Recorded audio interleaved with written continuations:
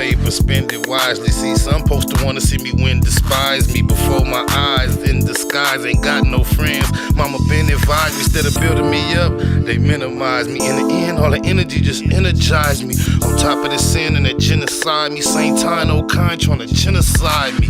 Set tripping days, finished finally. Been behind me, go on, run that business by me. I'm a businessman with a business mind, handling business with a big ass cig beside me. Y'all know me, no sleeping, no slipping. Still hit the streets one deep and go dipping. No retreating, no tripping.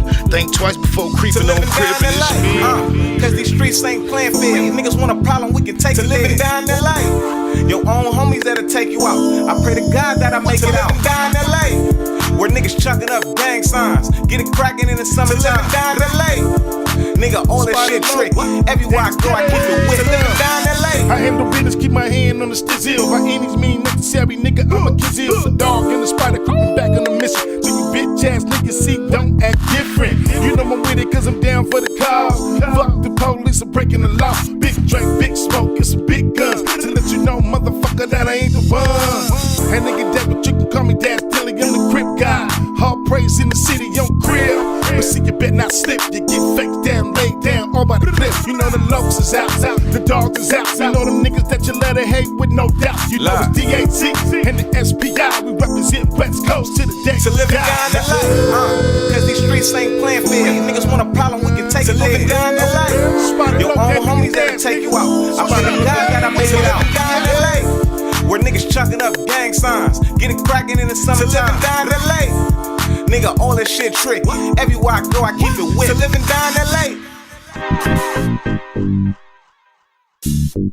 We getting rich off beats.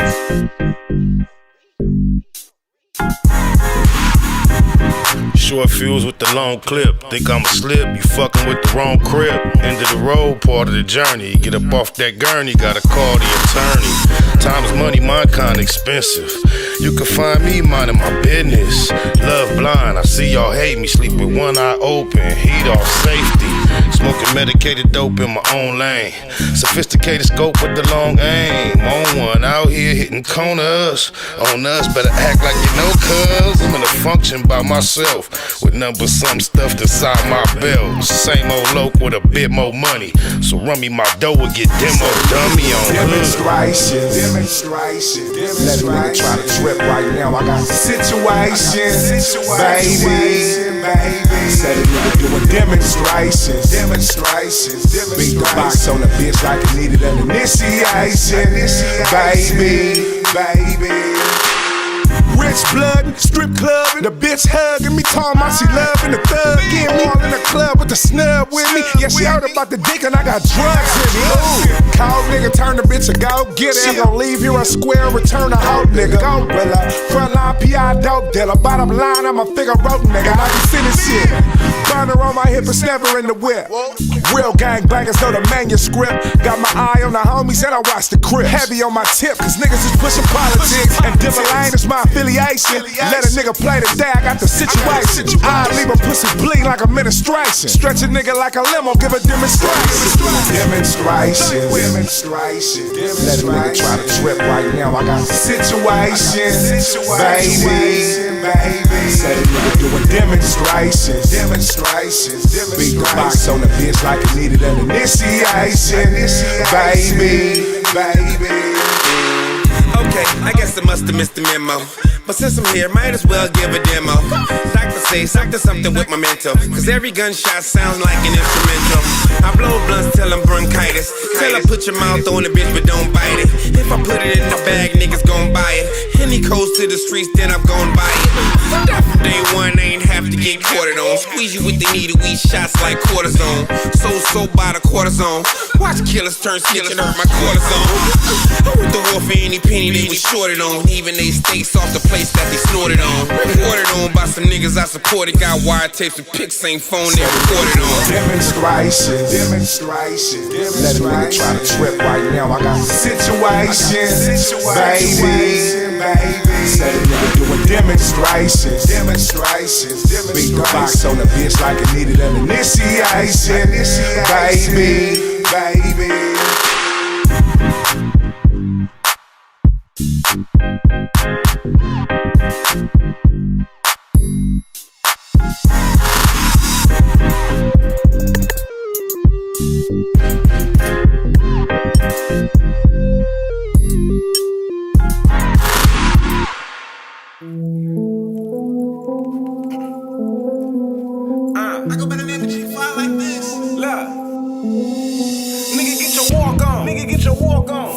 two-step, I do mines like this. Nigga, get your walk on. Nigga, get your walk on. Give it up, slide like this. Nigga, get your walk on. Nigga, get your walk on. Fuck your two-step, I do mines like this. Nigga, get your walk on. Nigga, get your walk on. Give it up, slide like this. CSP3 never got a DP. Fuck my PO and the PD.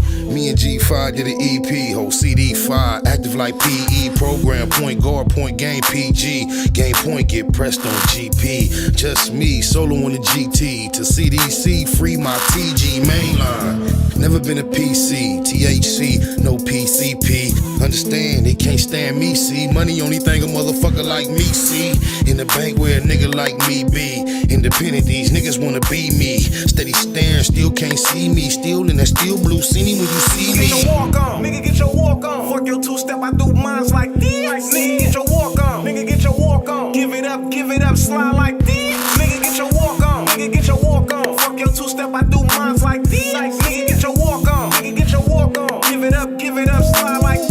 Nigga, get your walk on. Out here trying to eat, homie. Streets cold, keep the heat on me. Put my trust in the heat only. Ask your big homie, he know me. I can do anything but be phony. Colder than all those that can't be for me. G5 make the beat for me. Said he gon' ride in the beef for me. I'm active, he gotta ride in the beef with me. Swiftly smash anything beef with me. These squares ain't prepared to beef with me.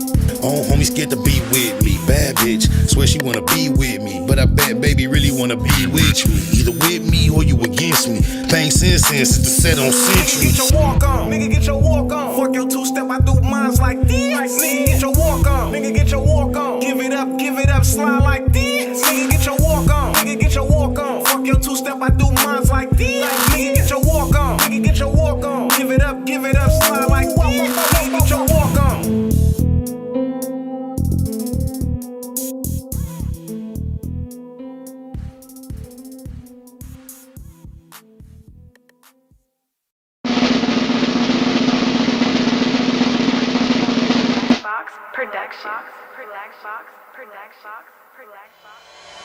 It was point blank, through no subliminal dissing. When I listen, I can tell you never been on no mission. Sticking to the script, don't care if I offend you. Neighborhood crib, the marathon I overlook my competition, never seeing them.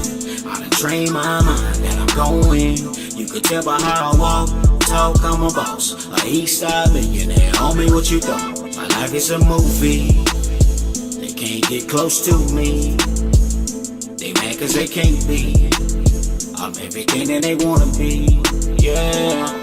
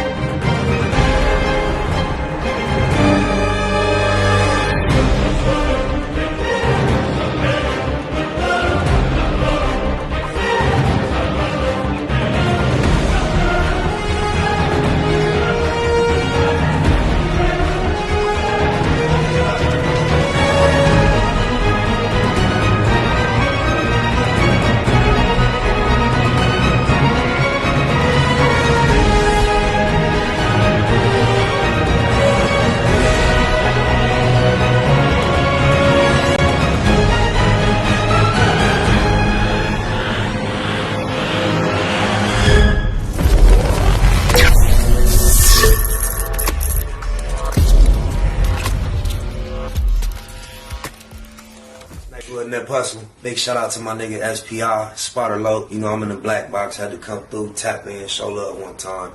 Yeah, y'all make sure y'all subscribe. Stay tuned, all that. Nate Blood, C-Mac, shout out my loc, Spotter Low, cuz. Nate Blood, on hood. It's a beautiful world. You fight me?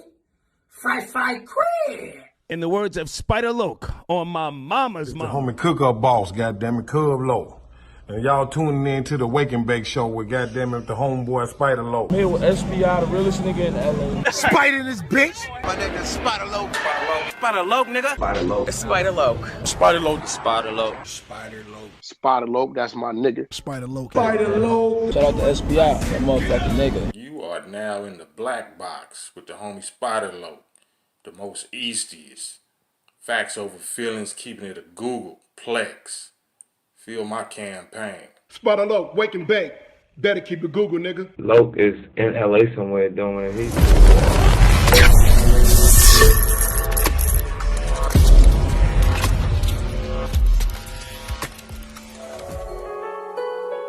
Google gang, straight legend. Google gang, SBI. Google gang, Google gang ain't here. You better keep that shit a Google when you mention me. First sign of disrespect, I'm turning Hercules. It's gonna be a lot of shirts press, rest in peace. Keep it a Google, better keep it a Google. Keep that shit Google when you mention me. First sign of disrespect, I'm turning Hercules. It's gonna be a lot of shirts press, rest in peace. Keep it a Google, you better keep it a Google. Keep it a Google. You better keep it a Google. Better keep it a Google. Keep it a Google.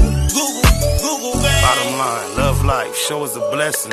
Pull up politic and blow us a session. Spot a local most easty. No mistaking the station. They making them statements. We waking and baking. Word of the day, EC on replay. The marijuana-thon with VJ Keyway, BS and BS. Killing on the track in the black box. We never put feelings over facts. Bay Machiavelli, run me the bread. I don't get mad, I get money instead. I be high, you can tell by a nigga eyes. But wise enough to enterprise, you dig a lies. Contemplating with the Google gang, conversating. Counting coins while these cowards in the comments hating. Only thing count, I count getting another comma. I'm a magnet to the money on my mother mama. Better keep that shit a Google when you mention me. First sign of disrespect, I'm turning Hercules. It's gonna be a lot of shirts press, rest in peace. Keep it a Google, better keep it a Google. Keep that shit Google when you mention me. First sign of disrespect, I'm turning Hercules. It's gonna be a lot of shirts press, rest in peace. Keep it a Google, you better keep it a Google. Keep it a Google. You better keep it a Google. Better keep it a Google. Keep it a Google. Google, gang. You can't keep it a Google, then don't mention me. Run a check through the set, I bet them niggas mention me. Red Bull and Hennessy, I keep the same energy. No matter on a solo or a couple homies with me. Tell them come get me if they want confrontation. I keep a couple shooters with me. And we right here waiting on shit to pop off. Take a nigga top off, you tempt me. All that BS, you can miss me. Slide down Century, doing about 60 in the gutter lane. Faded off yak and drop the pistol, hopping out the rain. I won't change, keep it a Google the only way. Mention me, I come out and play. That's on the gang. We're not the same. I ain't nothing like these rap niggas. Hanging with bangers, no bodyguards, we all strapped, nigga. All truth, no lies, facts over feelings. We ain't gon' start something we can't finish. Google gang. Better keep that shit a Google when you mention me. First sign of disrespect, I'm turning Hercules. It's gonna be Slide down Century, doing about 60 in the gutter lane. Faded off yak and drop the pistol, hopping out the rain. I won't change, keep it a Google the only way. Mention me, I come out and play. That's on the gang. We're not the same. I ain't nothing like these rap niggas. Hanging with bangers, no bodyguards, we all strapped, nigga.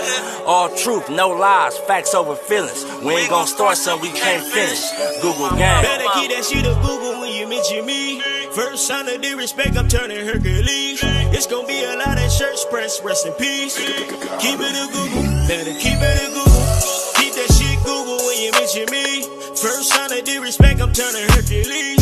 It's gonna be a lot of shirts press, rest in peace.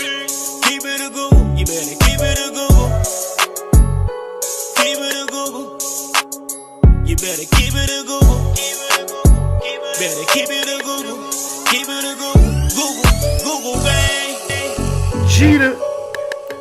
Gratitude is the attitude, cause the show is a blessing. To be back in the black box and blow a succession on my mama. What it do, Google gang members? Looky loos and those that choose to be here for the first time. We hope it ain't your last time.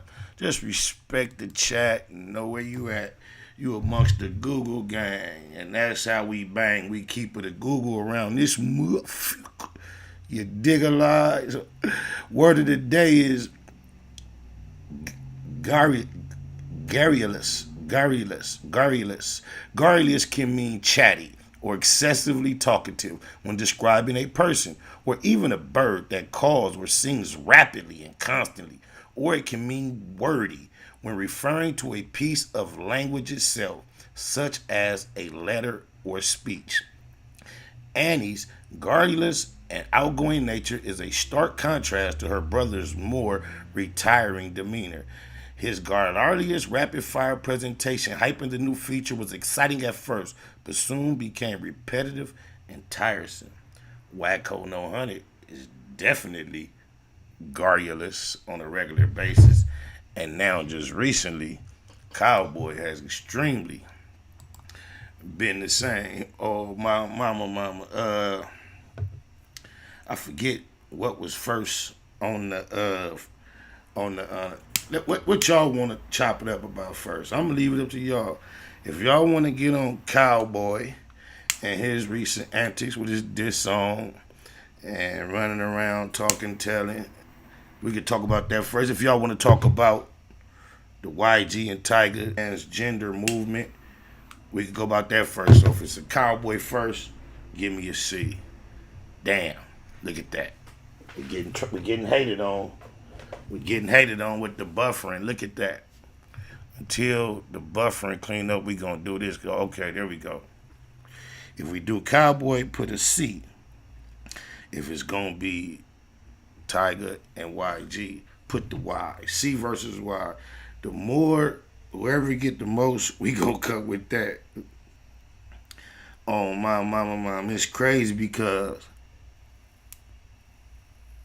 for those of you that are aware, I had called myself like bringing light to a situation with YG a while back. There was a little white kid from another country he got aggressive with, and I got to clowning him, because it seemed like some bully shit out of pocket, right? And I was just really new to doing this YouTube shit, just jumping on any and everything that I seen that wasn't really quite cool, just trying to keep content going, And people sending me everything that they think is bullshit to my DM, and I was responding. And we developed a whole little relationship or interaction. All right, I see more why, so we're going to keep it on this one first. With the little, I think his name was Arturo, the little fool from overseas. We was going live with him and supporting him and letting him know we didn't really support that whole little YG get down. And I believe I got kind of reckless with the way I was doing it, caused him to react somewhat, even his homie. And I recall before the QA Christ neighborhood Nip the Crip passed, shortly there before he passed, he got at me about whatever it was, the energy between YG and myself. Was it too deep to squash, or would I be willing to squash it? I told him it's nothing, it's over with. He passed shortly thereafter. Never had no interaction or correspondence because of them, but anything that I could easily take down that was related to me going at cuz or dissing cuz, I took down, and I ceased to speak on anything cuz do in a negative light cuz. However, today it's just hard to ignore this right here, y'all. We gonna watch it together. I muted the music because I'm sure that we'll run into some type of copyright situation if we play the music, right?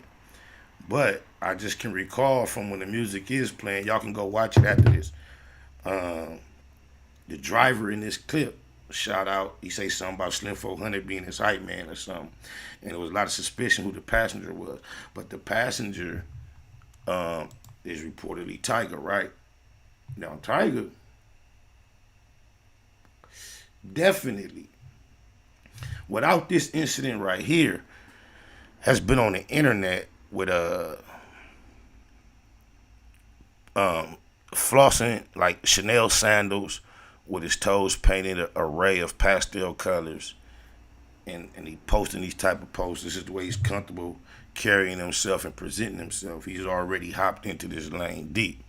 For YG, however, I don't think a lot of people are aware of how calculated YG's career has been, strategic, like from a professional sense.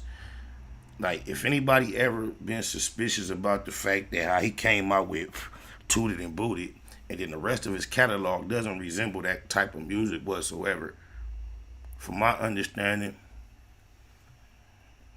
Tooted and Booted was actually someone else's record. And I guess as a production team, right as they got the record going and ready to get hot, I believe the artist got incarcerated. And as a plan B, they went with YG to record the record. It went like it went. However, I guess that wasn't really the character he was comfortable with. That wasn't what he was trying to push. But he did that to hit the lick to get on. And he had some people in his corner that was business savvy with the industry, helping him make these decisions and pulling these strings. So they came with the Tooted and Booted, right? Bam. Then he fell into the style that he wanted to be. We only got Tooted and Booted on that page. Probably was a record or two other that I don't recall, but Tooted and Booted wasn't his record originally. Then he fell into his style that we know him for. But I remember hearing behind the scenes in the industry just moving around that at one point. I recall, I think he had a record with Mariah Carey. And if you just looked at the status of his career at that time, that was like a big thing. Like, damn, that nigga got a record with Mariah Carey. But then come to find out that his team utilized a portion of their budget, from what I can believe, I could be wrong, but from my understanding, they strategically paid to be on that feature. When you usually hear Mariah Carey featuring so-and-so, you would think it's a Mariah Carey record, and Mariah Carey paid the feature to be on there. However, YG's team was wise enough to strategically utilize their budget to pay for a slot on a Mariah Carey feature to make it seem as if Mariah Carey invited him. That's from my understanding. Just saying how strategic his career moves have been. So when I realized we in the midst of Pride Month and I see him come with the transgender thing, I guess they trying to mimic the Kardashians, is what I can gather from the majority of the comments that I see related to this clip. And I'm like, damn, okay, it's Pride Month, they came with this. I start thinking, I'm like, damn, this has got to be, you see what Ray J just did? This got to be, then you see Doja came out with the little dance, Pride Month. I hate to notice that this is a lot of Pyru energy. And got holding on 100, watching gay sex tapes 100 times according to him, and offering up his rear to female suitors when they come out the shower. Hate to just realize that they are Pyrus, right? However, it made me think, I'm like, damn, okay, Pride Month, they come out with this, you gotta know every RuPaulish type, trans type, LB type is like yay, yay, yay. You know, Lil Nas X is like supporting, cheering this on. In the light of what Ray J was just expressing, need to be more union between the two types of males, rainbow and non. You know, Ray J and his circle of friends they're cheering for this activity. This is a movement in that direction. I'm thinking, I'm in reflection. My 13, soon to be 14-year-old son, when he was a lot younger, I remember he was excited for it one day. He had the opportunity. He was at an event. He got up on the stage with YG. I got 3 teenage boys. I look at this through the eyes of what I would tell them about this subject, regardless of how to view it and how to participate, which would be not. But this is this I noticed. I said, damn, okay, they did the record called Loco, and that was a strategic record to attract a certain demographic, of course, especially out here in Southern California, LA. The Latino demographic is the largest, most influential, and I just like, boom, look, that was a strategic move to cater that record to them, Loco, and it was successful, bam. So I'm like, this got to be the same thing. It's Pride Month, and it caused me to just be suspicious as to when the Loco record was released. So all I put in Google search was YG Loco release date. And just think, I'm all by myself, nobody else. I'm like, cuz, I bet you they released that record in my mind somewhere around Cinco de Mayo. testing my own theory that this is strategically attempting to attract interest from a certain demographic. Everybody see the wave in the country, especially in entertainment, and it's definitely leaning toward this type of behavior. Just imagine how Dave Chappelle and Cat Williams described black men in dress or drag and the gate that keeps between success and not in the industry. And we see it was basically expressed in comedy, but it seems to be bleeding over into hip-hop. Because if we think about everything else, YG at least has presented himself as 400, Bompton and all that, the only way you can justify doing this is for the bag. And that, in essence, is the essence of selling your soul. But guess what? The local record was released 2019, May 3rd. It was a single off an album that came out May 3rd. Y'all don't even know how much time I spent being suspicious. Then go looking at Google, really expecting the time frame to be off. Like, yeah, you're reaching. And when I looked and seen that thing was released on May 3rd, to me, it's no mystery, no clue. These dudes decided to come out and drag, showing support to the trans movement during Pride Month. Like, let's watch it again. I don't understand. Now, when people say, what do you tell your sons, cuz? Like, you a human. You an artist. You whatever. You want to be successful. But before all that, you're a man and a father. What is it about masculinity that makes it seem so unnecessary, so, what would I say, optional to people who claim to be masculine? This is what it's come to. On my mama, I just like, you know, and in the spirit of all this, I can't help but. I like to fucking rap niggas. So when we do get to the phone lines, the question I want to know, is this what it takes to be successful? Because I've also seen some clips of YG recently buzzing around the internet of him talking about how horrible his first deal was, how long it lasted, and how, you know, now I believe that situation is over. He's embarking on a new one, and maybe the level of success that he desires to hit, maybe this is required.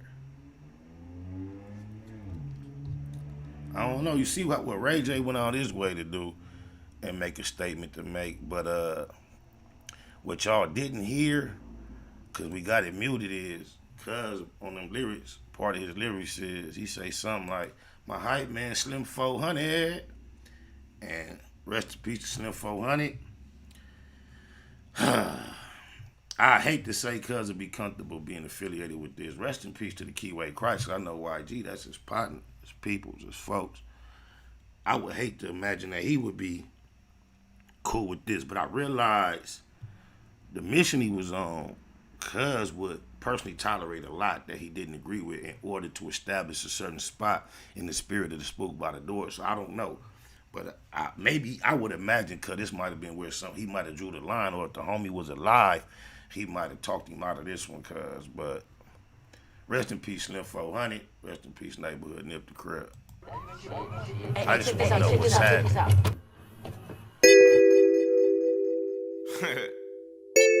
All my life, like, what it is, though? From my mama house to my daddy house, it was like straight up central. I'ma tell you how it is.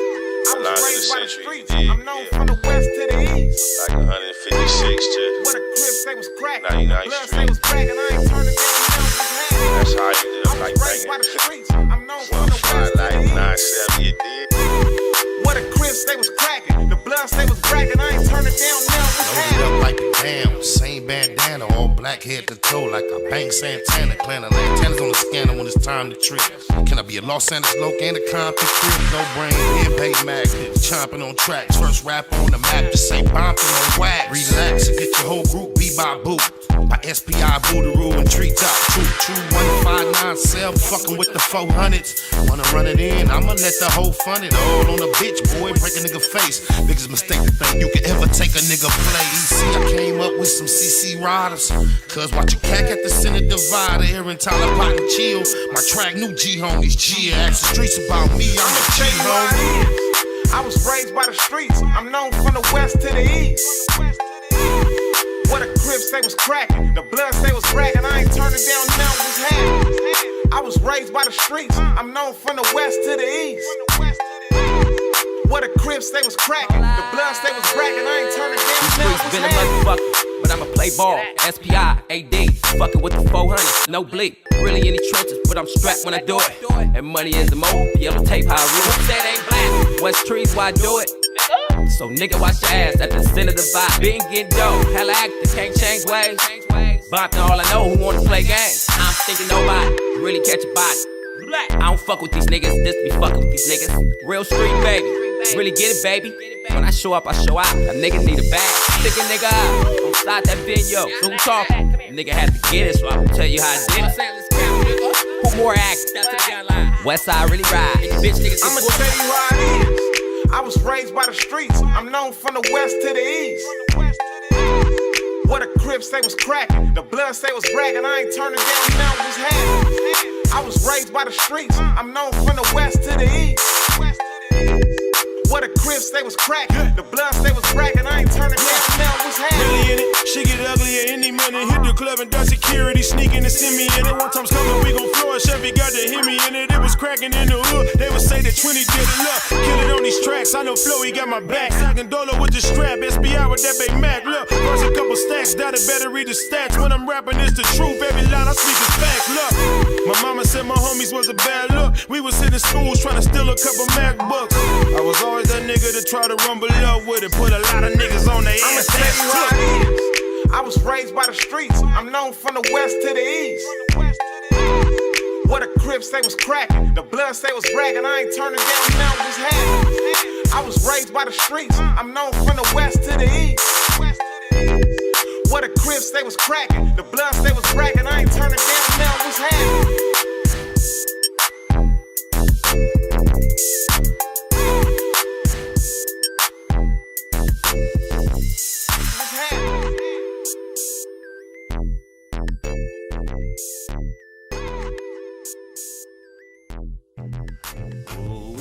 Tell me what's happening. Yeah, they did that. Like, you know, I just want to know this.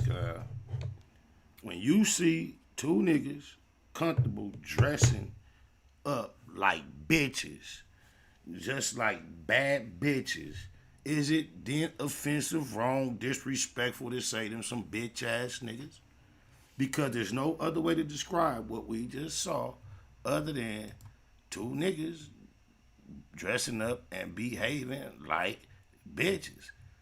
And if it's the Kardashians, from my understanding, they are attempting to mimic what the world considers two of the baddest bitches out here popping it. So are we to call these some bad bitch niggas or just ignore it?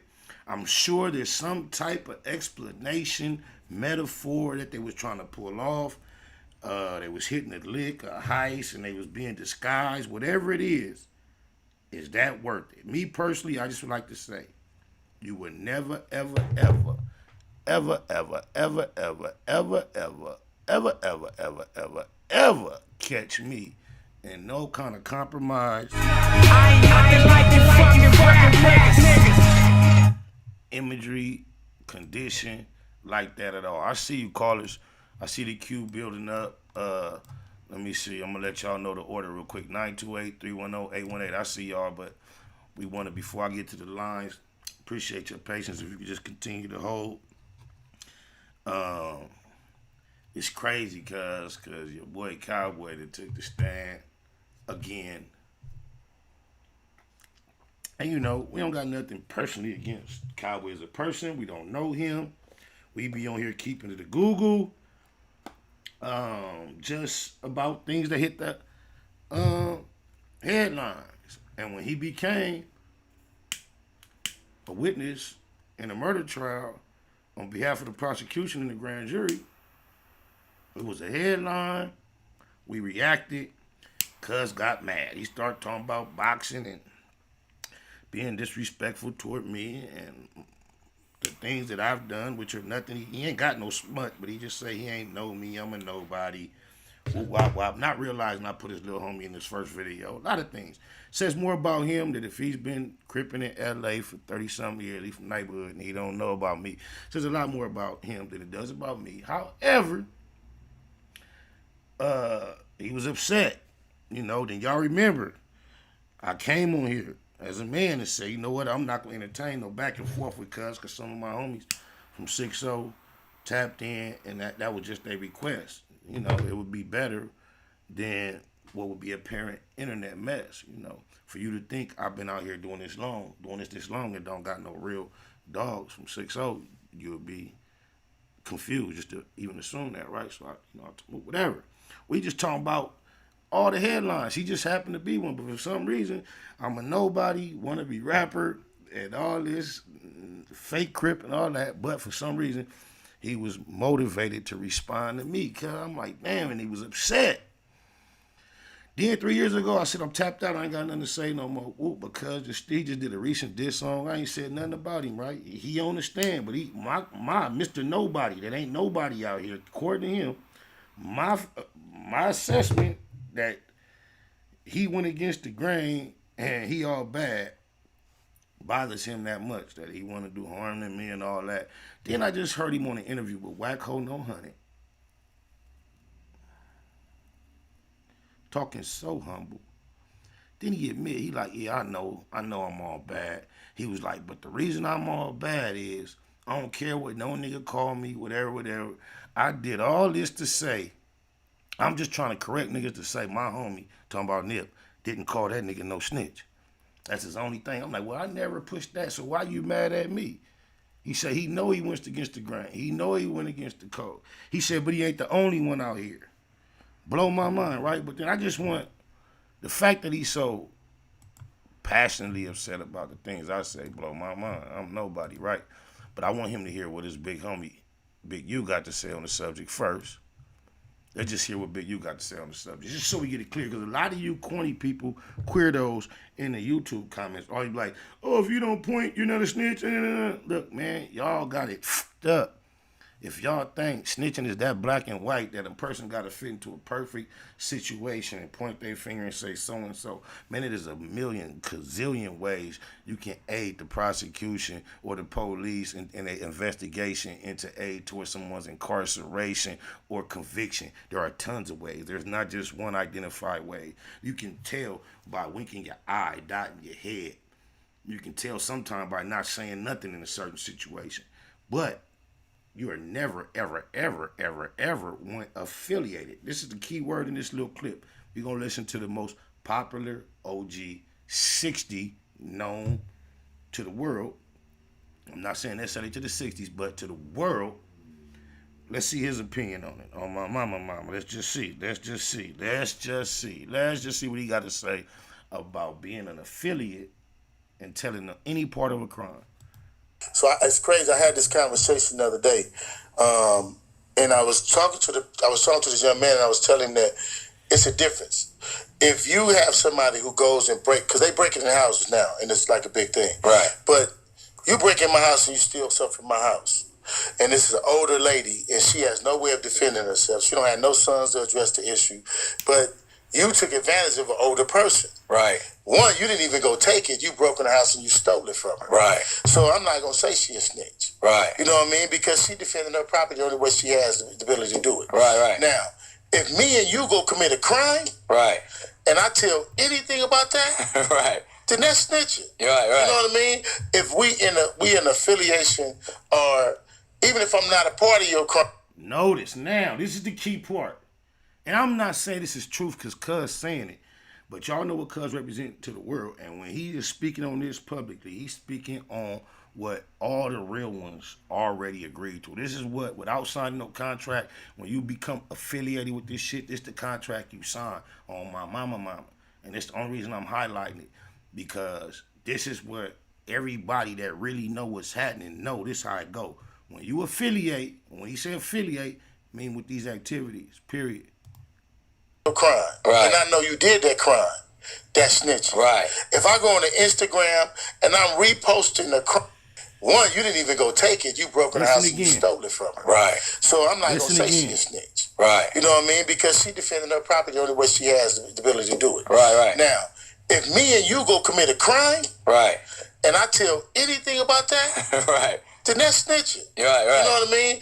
If we in affiliation, or even if I'm not a part of your crime, right, and I know you did that crime, that's snitching. Right. If I go on the... You hear me? I don't have to be a part of your crime. If you affiliated and you aware of a crime, cuz this nigga Cowboy, is on Clubhouse talking to the corniest nigga known in hip-hop, Wacko No 100. Not only is he talking humble to him and Wack marking him out, calling him all kind of rats and snitches, then changing his tone like a psychologist and getting Cowboy to calm down and agreeing to be a rat and discussing this shit from a very emotional standpoint.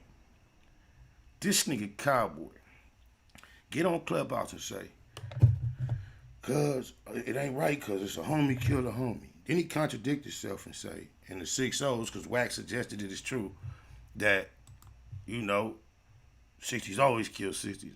That nigga Cowboy say, yeah, the last 13, 14 homies that died was all from homies. Now, mind you, these are not 13, 14 solved murders. You hear me? You heard what I'm telling you. These are not 13 or 14 solved murders. But according to Cowboy on Clubhouse to the public,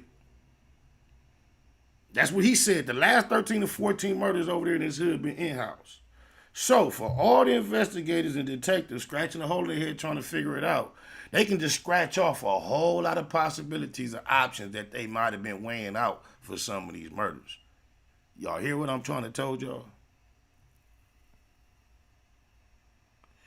And out of all people, he on here talking to Wacko No 100, the nigga who praised Eric Holder for smoking the Keyway Christ, the nigga who told the world that was the real gangster, and Nipsey wasn't nothing to the 60s. He was talking outside of his ranks. Cowboy doing diss songs. I'm just curious to know how many. I didn't know Cuz rap, Cuz. How many songs Cuz had with Nipsey, Cuz? So you selling clothes like he did after he died. Now you rapping it, Cuz. You sound like a smoker on the mic on my mama. Oh, God, Cuz. All I'm saying is, you invite, look, Cuz, if y'all got the time to bear with me, I'm going to just let somebody else from neighborhood speak on it. Because obviously, when I say it, niggas get in their feelings and their emotions, and there's something wrong. But let's see. You see what Big U had to talk about, what he had to say about cooperating, right? If you affiliated and you tell on any kind of crime, whether I'm a part of it or not, it's snitching. But let's just see what the homie ODM Slim, he right there in that area. It's your boy ODM Slim, and I just want to speak on a little shit right now, man. You know what I'm saying? There's a lot of shit going on, you know what I'm saying, in the world, in LA and all that shit. And I want to speak on this issue that's going on with my particular area, my particular set. You know what I'm saying? My homies, how we feeling. You know what I'm saying? Niggas, first and foremost, with the Cowboy situation, that nigga's Cowboy. That's his internet name. That's what y'all named him. That's him. It is what it is. You know what I'm saying? We don't condone no snitching. We don't embrace that shit. We don't care for them type of niggas. You know what I'm saying? That is how we rock it. Now, in life,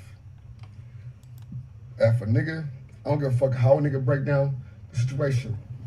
You know what I'm saying? But if a nigga get on the stand as a witness for the prosecutor, you're in the fucking wrong. You're doing it wrong. You're not doing it right. Straight up. So we do not get on the stand for the prosecutor. You can understand for your own self, it's gonna be defensive sometimes, and sometimes you don't do that. On the side. I'm saying, I'm speaking as a homie. I'm speaking from neighborhood crip. I'm speaking as the guidelines leader, bro. You wrong, cuz. On the dead homies. You wrong as motherfucker for even trying to make it seem like we condone this type of shit. Nigga love Nip, nigga. On the dead homies. Nigga love Nip to death. Rolling crip. At the same time, nigga know the guidelines and the codes, nigga. These rules of the streets, nigga, that you signed up for. Remember that. Don't get me wrong, if you want to be a nigga to throw your shit away, that's on you. Stop putting neighborhood crip behind it, cuz. My mama. Stop saying neighborhood and all this and all that on 6 up. It come down here. No, nigga. Now, I'm gonna keep 1,000 with you, bro. On the hood. The only reason that a nigga ate, or a lot of niggas ain't did no super shit to you, cuz, on you, what I'm saying, is for this reason alone. Because nigga don't care for cuz. Nigga don't care for cuz. Nigga don't condone cuz. Nigga don't fuck with you. Nigga don't care for cuz. So it's like, fuck, both y'all can go to hell. That's how we feel it from neighborhoods. So that's how we feel. We feel like both you niggas can go to hell and fuck what's going on. We want to see the end result, what's happening, so we can make our move. Simple and plain. Niggas fuck with Nip the long way, not the short way. Niggas love cut to death. Neighborhood. Niggas still, the marathon continues. But I'm gonna tell you like this. Stop speaking those shit when you know what I'm saying, it's wrong. Stop claiming you're OG when you know you foul. If you foul, you foul, nigga. Oh, my mama. Get your shit together. Too late. Andre, get your shit together, bro. On the hood. Nigga, we don't condone you type of niggas. We don't fuck with you type of niggas. At all whatsoever. On the dead homies. Niggas say whatever. All right, boom. That's why you going by your real government name and Cowboy. I respect it. Cool. That Thundercat, it's not you. Real shit. You know what I'm saying? You want to speak on Rand Paul and all that, like, nigga, first burden, nigga. If I ain't got a blower out there, niggas gonna run, nigga. Every nigga ain't got a blower gonna run. Stop acting like you superhero, you're Superman, cuz. You're a fucking superhero, bro. You doing with the cartoon Thundercats roar type shit. No, you're not him. You human, cuz. Nigga will pop you down. Fuck you talking about? Oh, God. Then you got on motherfucking right on the camera afterwards, nigga, and said, we know who did it. Nigga, that's police activity, nigga. West Side Crip. Stop playing. That shit is not it, fool. Fuck you mean? If you knew what the fuck was going on, nigga, you should have your candle, nigga.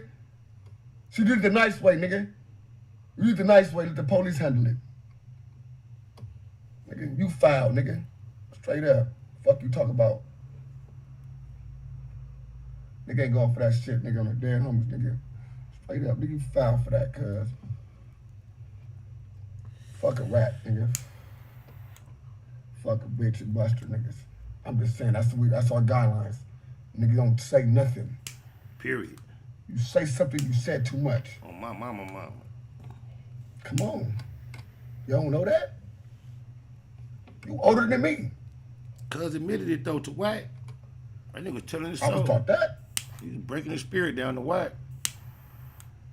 I even can recall some shit that where we was together, and it was like, nigga, this how this roll. You sitting down like you stumped down telling this is 6 souls is, and we do this, and how you got to get this going, and had to battle these niggas, and all that. You saying all that type of high power shit.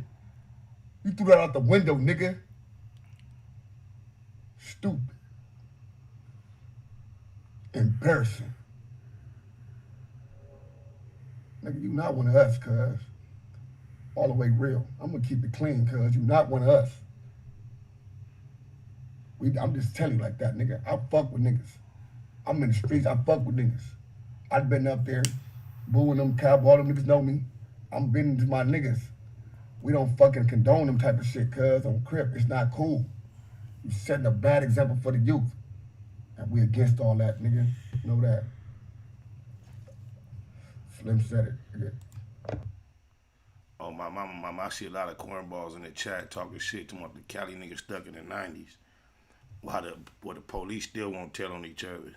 Yeah, we need to go back before the 90s, nigga. You slow. Nigga, the further we get in progression of time, it's like there's less loyalty in this shit. My mama. Cuz, I'm just saying, cuz get mad when I say it, so we just heard what Big U and what ODM Slim had to say about it. I'm just saying, what it do, 928? 928 area code. Yo, you got a lot of background noise. Did you say 928? Yeah, can you roll up your windows? Yeah, can you roll that window up real fast? Nah, man, I'm just tapping in. Want to say what's up, and I'm glad I'm still stuck in the 90s and fuck this new rap. Peace. For real. Oh, God. That's just like somebody shitting on old school R&B versus this new R&B. I had to pick the old R&B. Right. Right. Where you calling from? I'm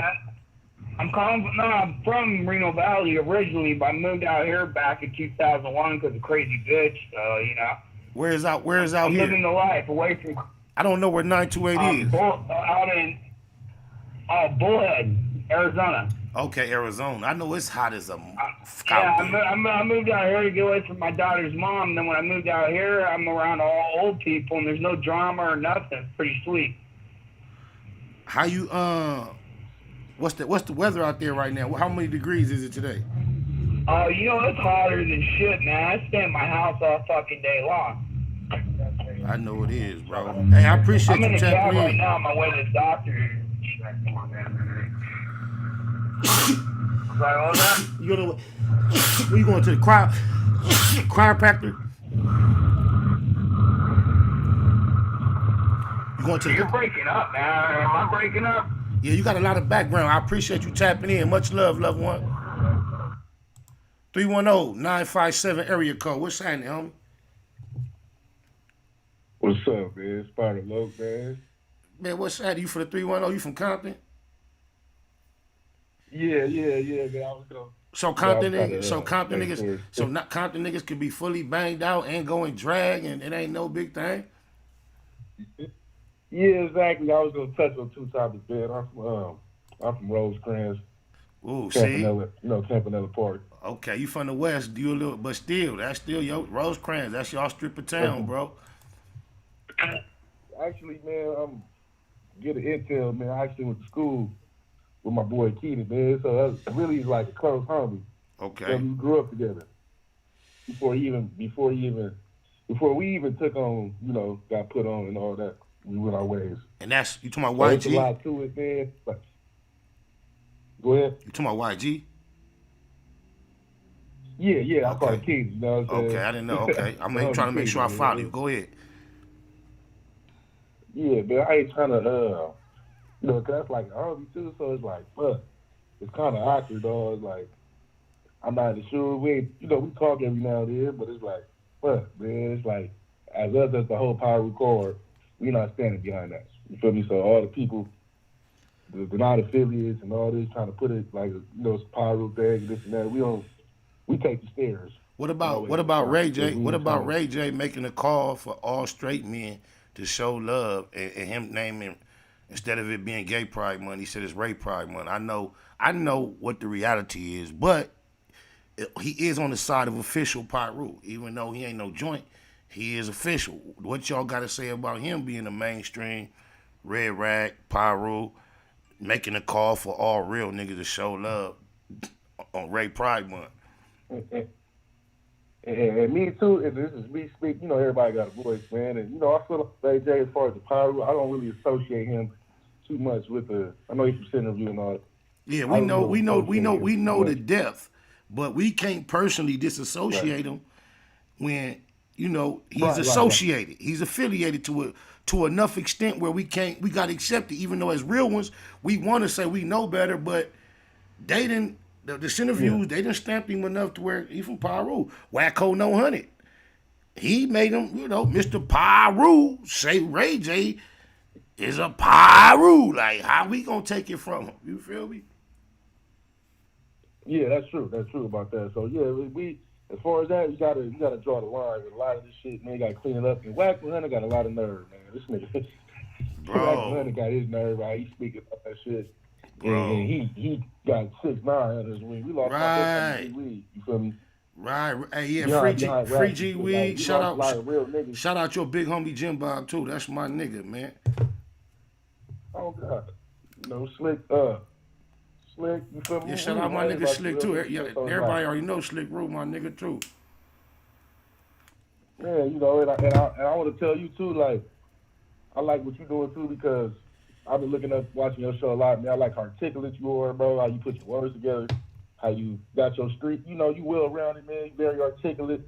Your vocabulary, you said sometimes I be coming here to get new words. Good looking. I appreciate that. You right up the street from St. Albert's. I went to a school something like St. Albert's. Not St. Albert's, but something like. I just said that because you'll know what I'm talking about because it's right there. But matter of fact, I went right there on El Segundo and McKinley. Between Central and McKinley, right there, the little 70th Adventist school. Then I went to white schools similar to that from 7th through 12th. So I was kind of overexposed to a different, even though I was living in Compton the whole time, I was catching the bus to Torrance, to white people, then to Glendale for 11th and 12th grade with white people. So that's where that extra little... That's a blessing, though, because my mom did the same thing. She used somebody else's address. She didn't let me really go too much. She wanted me... to be exposed. So I went to Fullerton College. I went to Mayfair. Wait. Did you used to catch you ever caught the 190? You ever caught the 190? Yeah.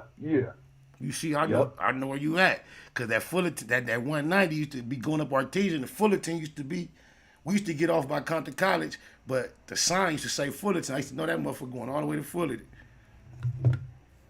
Yeah, man. So it's good, man, for us to be well around, to have both trades. But as far as back on the Cowboy situations, because we of course it's neighborhood business, right, 6-0 business. But at this point, it's headline media, and it's everybody business at this point. So we can't discuss what the 60s is supposed to do, gonna do, finna do, should do. But we can discuss it from the position as the principles of the game. Go ahead. Right, I just want to be politically correct, as far as what I stand for. I feel you. I feel you. That's respectful. What I stand for, but as far as that, hello? No, it's still on you. That's respectful. Oh, my bad. It'll be breaking up. I want to make sure, I don't cut you off and shit.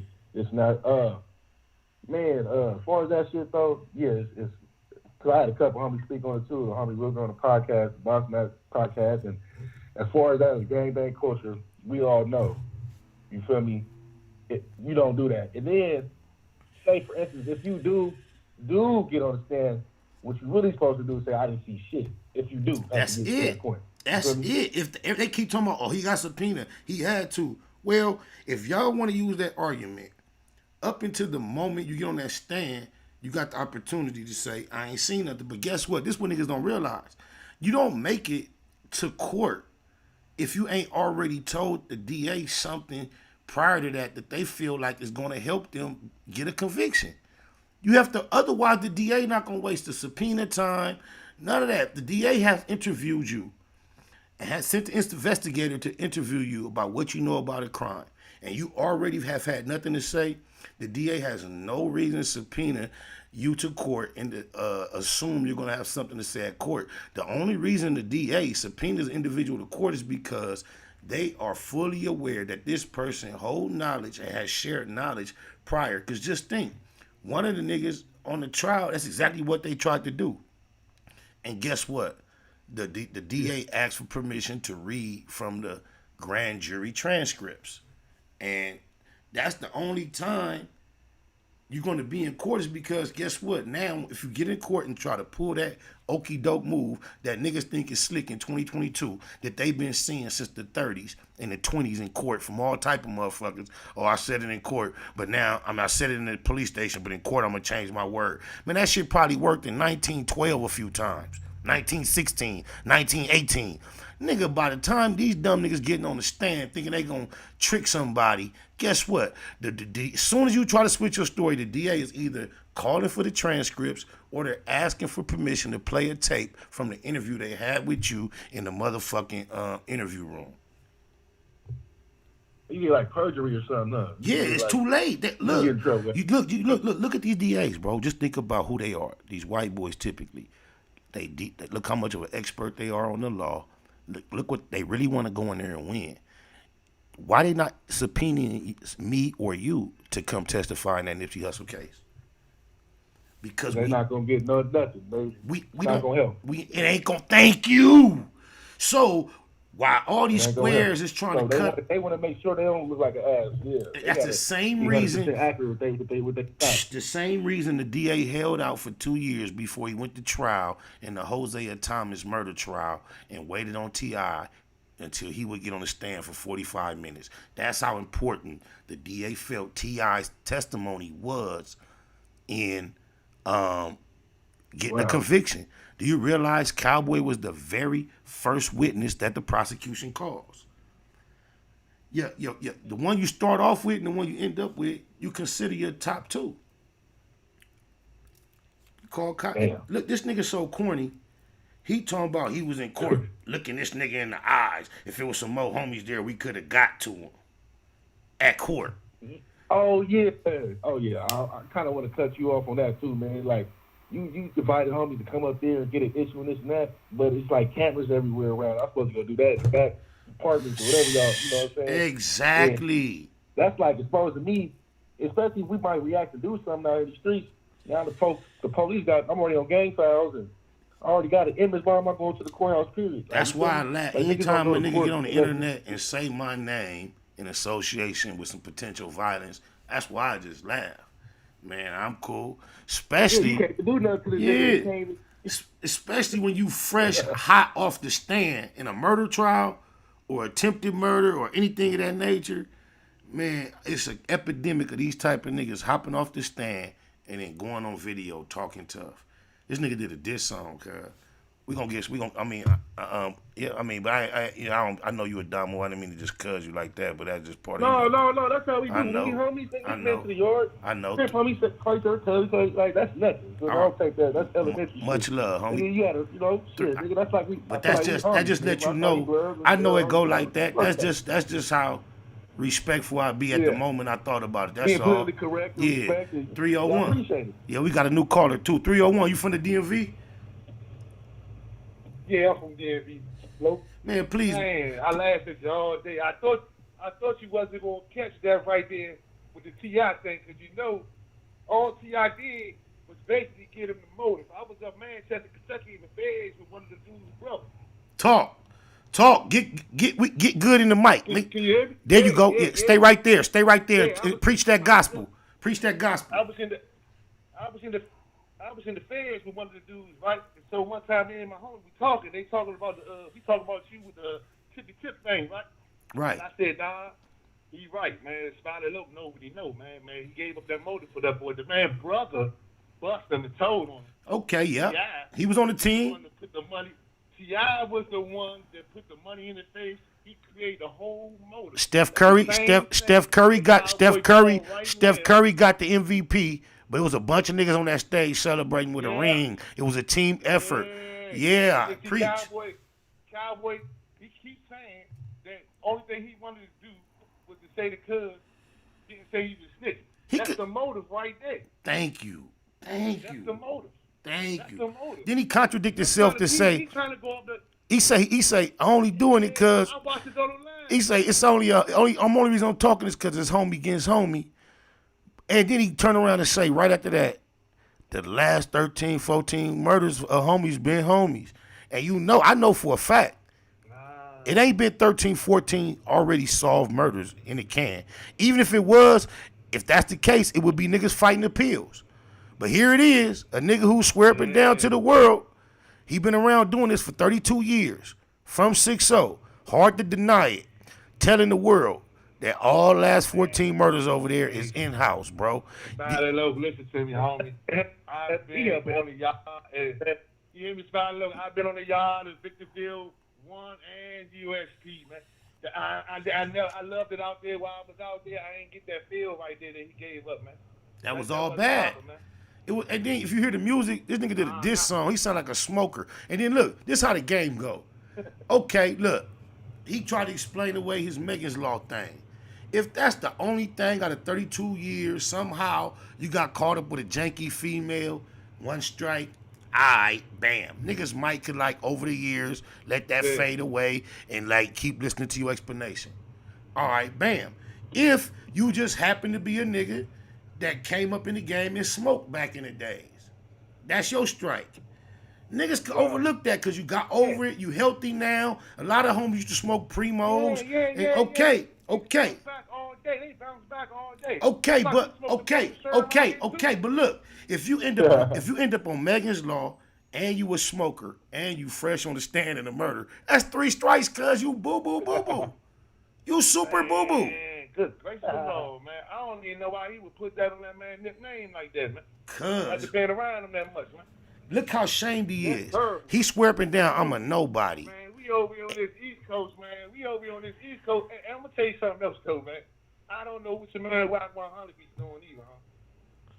Hey, bro. Oh, no, honey. My bad. Oh, no. Thank you. I respect that. I be listening to you. I respect that.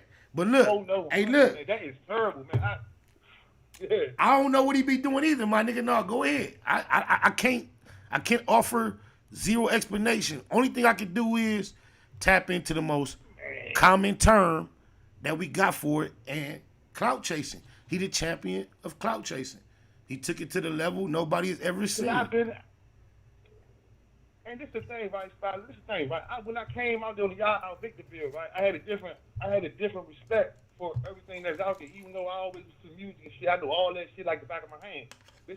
That's what we grew up on over here. Cause I'm 41, so like we grew up off the Minister Saturday soundtrack and shit like that. But for me to actually hit the pound and walk the pound out there, I had a whole different outlook on the whole West Coast bird. Cause I came from out New York with the Bloods out New York or whatever. I really ain't had that much respect for them because I always attributed that to the whole West Coast thing. Like y'all just playing with their that's like, you know, right. the way of living out there. Y'all playing with it. Right. You know what I'm saying? There's a lot of them dudes out there that went down and died. Right. And then I actually went out there and walked the yard. So to actually walk the yard and get a better understanding, see, this is the difference between the East Coast and the West Coast. Y'all give more respect to y'all OGs than they do on the East Coast now. The East Coast niggas don't really respect their OGs no more. California, they give precedence to that. And that's important. We suffer from the epidemic of young niggas not giving a fuck too. And I think if the East Coast is experiencing that, that's an evolution of this gangbang structure because a lot of times those that hold the rank, it's everywhere, huh? It's everywhere. It's everywhere. You have to know the criteria in the street. Right. I really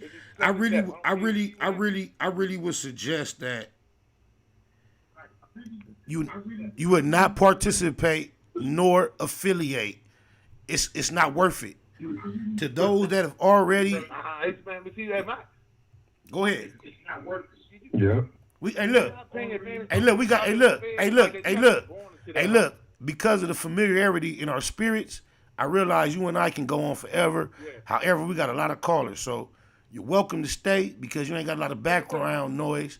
But let me get to some more callers because I want to make sure we tap into. Man, go ahead. I just want to get that to you, man. I appreciate you, loved one. Much love. Okay. All right. Yeah, man.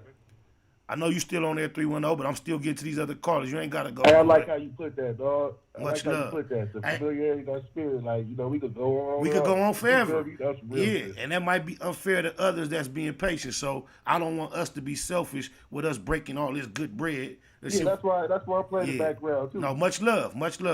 Appreciate your patience. On God. 703. Yeah, man, you know, I'm here, man. Much love. I'm honored to be on the show. Much love. 703, you in the box with me and my Paru partner. What's happening? 703, you hear me? Yeah, loud and clear. What's up? I'm tapping in with the black box. It's good. I just heard the other DMV homie. I'm over here in VA. Okay, that's right. Much love to the whole DMV. Yeah, and it's wild that you said somebody made a comment about somebody being stuck in the 90s. I'd much rather be stuck in the 90s as opposed to being in this rat infested ass society that we in now. And we niggas that didn't hate, we not hating on today because I tried the slimmer pants, I tried the slimmer shirts, I tried to follow y'all through y'all wave, but y'all done lost me. It take me back to the 90s. I can't keep going with y'all. When y'all start painting your fingernails and going in drag and still gangbang imaging and all that, I'm cool. When you from a reputable gang type organization like Pyru and you feel comfortable sticking your tongue out toward the homosexual community, inviting the heterosexuals to intertwine. Will beat my ass. Cuz, what? You know what these niggas remind? I'm not from the hood no more. You know, Cowboy with the telling. Even if you did, these niggas. I'm gonna let you write in 703. Let me just say this, and I'm gonna let you go 703. I apologize. You know what these niggas remind me of? It's a viral clip of a nigga on Figueroa with a dress on, and he got a wig on and some high heels, and it's nighttime, and his homies and they driving in traffic and see him. He like an ex-banger or he a banger, and so his homie jump out. He like, oh, cuz, this what you on? And he get on him, like they go like a little slow round, but then it's like the nigga that get on him, like you could tell mentally, like, cuz, I don't look like fighting a nigga look like this. But the nigga with the high heels and the dress, like he really square up with a squabble like a rider, like, but he like the whole time he talking. Hey, look, the whole time he talking, he say, man, I'm on my own shit, man. I ain't even on that no more. I already talked to the big homies and all that. That was his speech, cuz, and that's what it seemed like these niggas is saying. Like, I'm on some other shit. I done already talked to the big homies and all that. Like, it's cool. I done had a nigga tell me, cuz, call me and tell me, I got on the stand on the enemies that shot me. The big homies told me I had to go to court because I got subpoenaed. That's how a nigga called and told me why he got on the stand. So that shit remind me of the nigga. Big homies ain't told you no such thing. Oh God, the nigga. Hey, sometimes they do. That's how poison the game be. The nigga was on Figueroa in the dress, like he was trying to squabble up. He was like telling the nigga, like, man, leave me alone, cause I ain't on that no more. He like, I'm doing my own thing. He said, I talked to the big homies and all that. You don't even know. The big homies might got him an issue while he was having that conversation. Oh, you on what? Hey, that's how I see it. But go ahead, 703. I cut you off. You good. You was preaching though. Like you said, you try to tight shirts and all that, but one thing I know you won't never try is justifying a nigga getting on the stand. You know what I'm saying? I was listening to you back when you was talking about old Tippy Tip Tipster trying to justify his shit. But these niggas around here, what they say is, when they deal with these niggas when they come home is, he ain't telling on me. He ain't telling you because you wasn't in the car. That's the only reason he ain't telling on you. And the last time a nigga told me that, I said, you know what, son, don't say nothing else to me, bro. And next time you cross my path, put your head down, don't even look me in my eye. That's how I feel about niggas. This generation is just twisted. That's how I feel about niggas that see this nigga Wacko No 100 run around with the coochie. And then the same person to turn around and ask me a question based upon something Wack said or did. Like, if you still take this nigga serious after he comfortable affiliating with the federal informant, I don't take you serious. Hey, look, that's an easy way.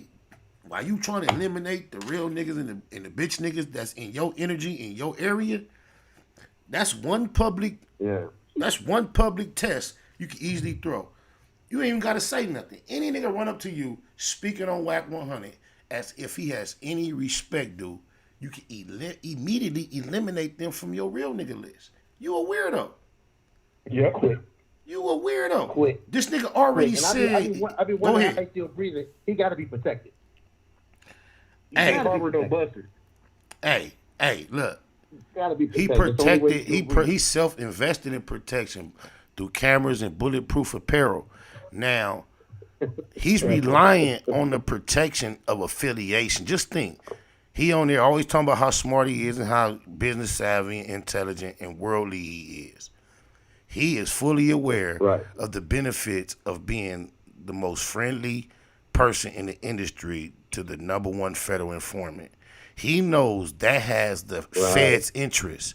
He has, without committing a federal crime or without actually participating in a federal investigation, he has drawn all their interests, and they are fond of him.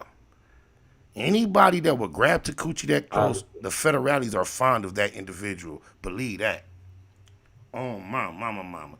When they peeping, when they sitting back analyzing all the players out here, and they have to bank on if the squeeze is put, if they got to put a squeeze on somebody, anybody, I guarantee you, cuz. What? This nigga, he the only nigga on the internet trying to prove he know everything about everybody everywhere. Do you know how associated the feds are with Jay Prince, Larry Hoover name? Come on, man. Yeah. Takuchi, Suge Knight.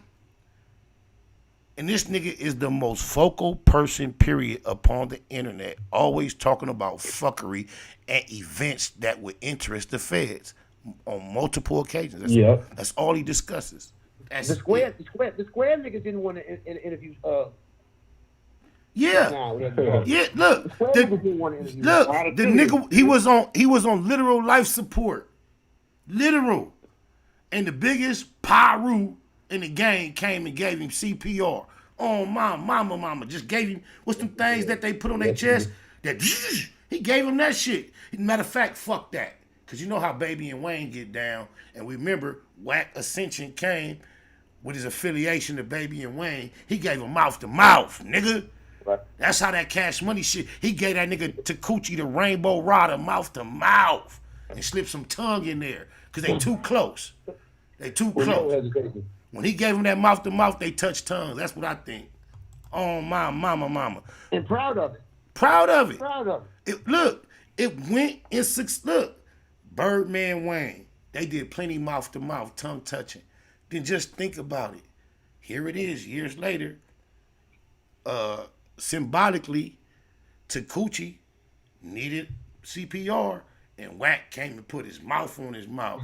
Whew, I got you. Let me put my tongue on your tongue and maybe even touch your tonsils, Takuchi. That's what Wack told him. 313. Yo. What's happening? What's happening, Spider? Man, you see what we on?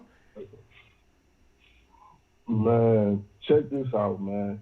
You was part of one of the biggest groups in hip hop history, right? Yes, sir. Now, I remember. I was really part. I was really part of the label, not actually part of the group. But yeah, please go ahead. Well, yeah, right. The label, exactly, right.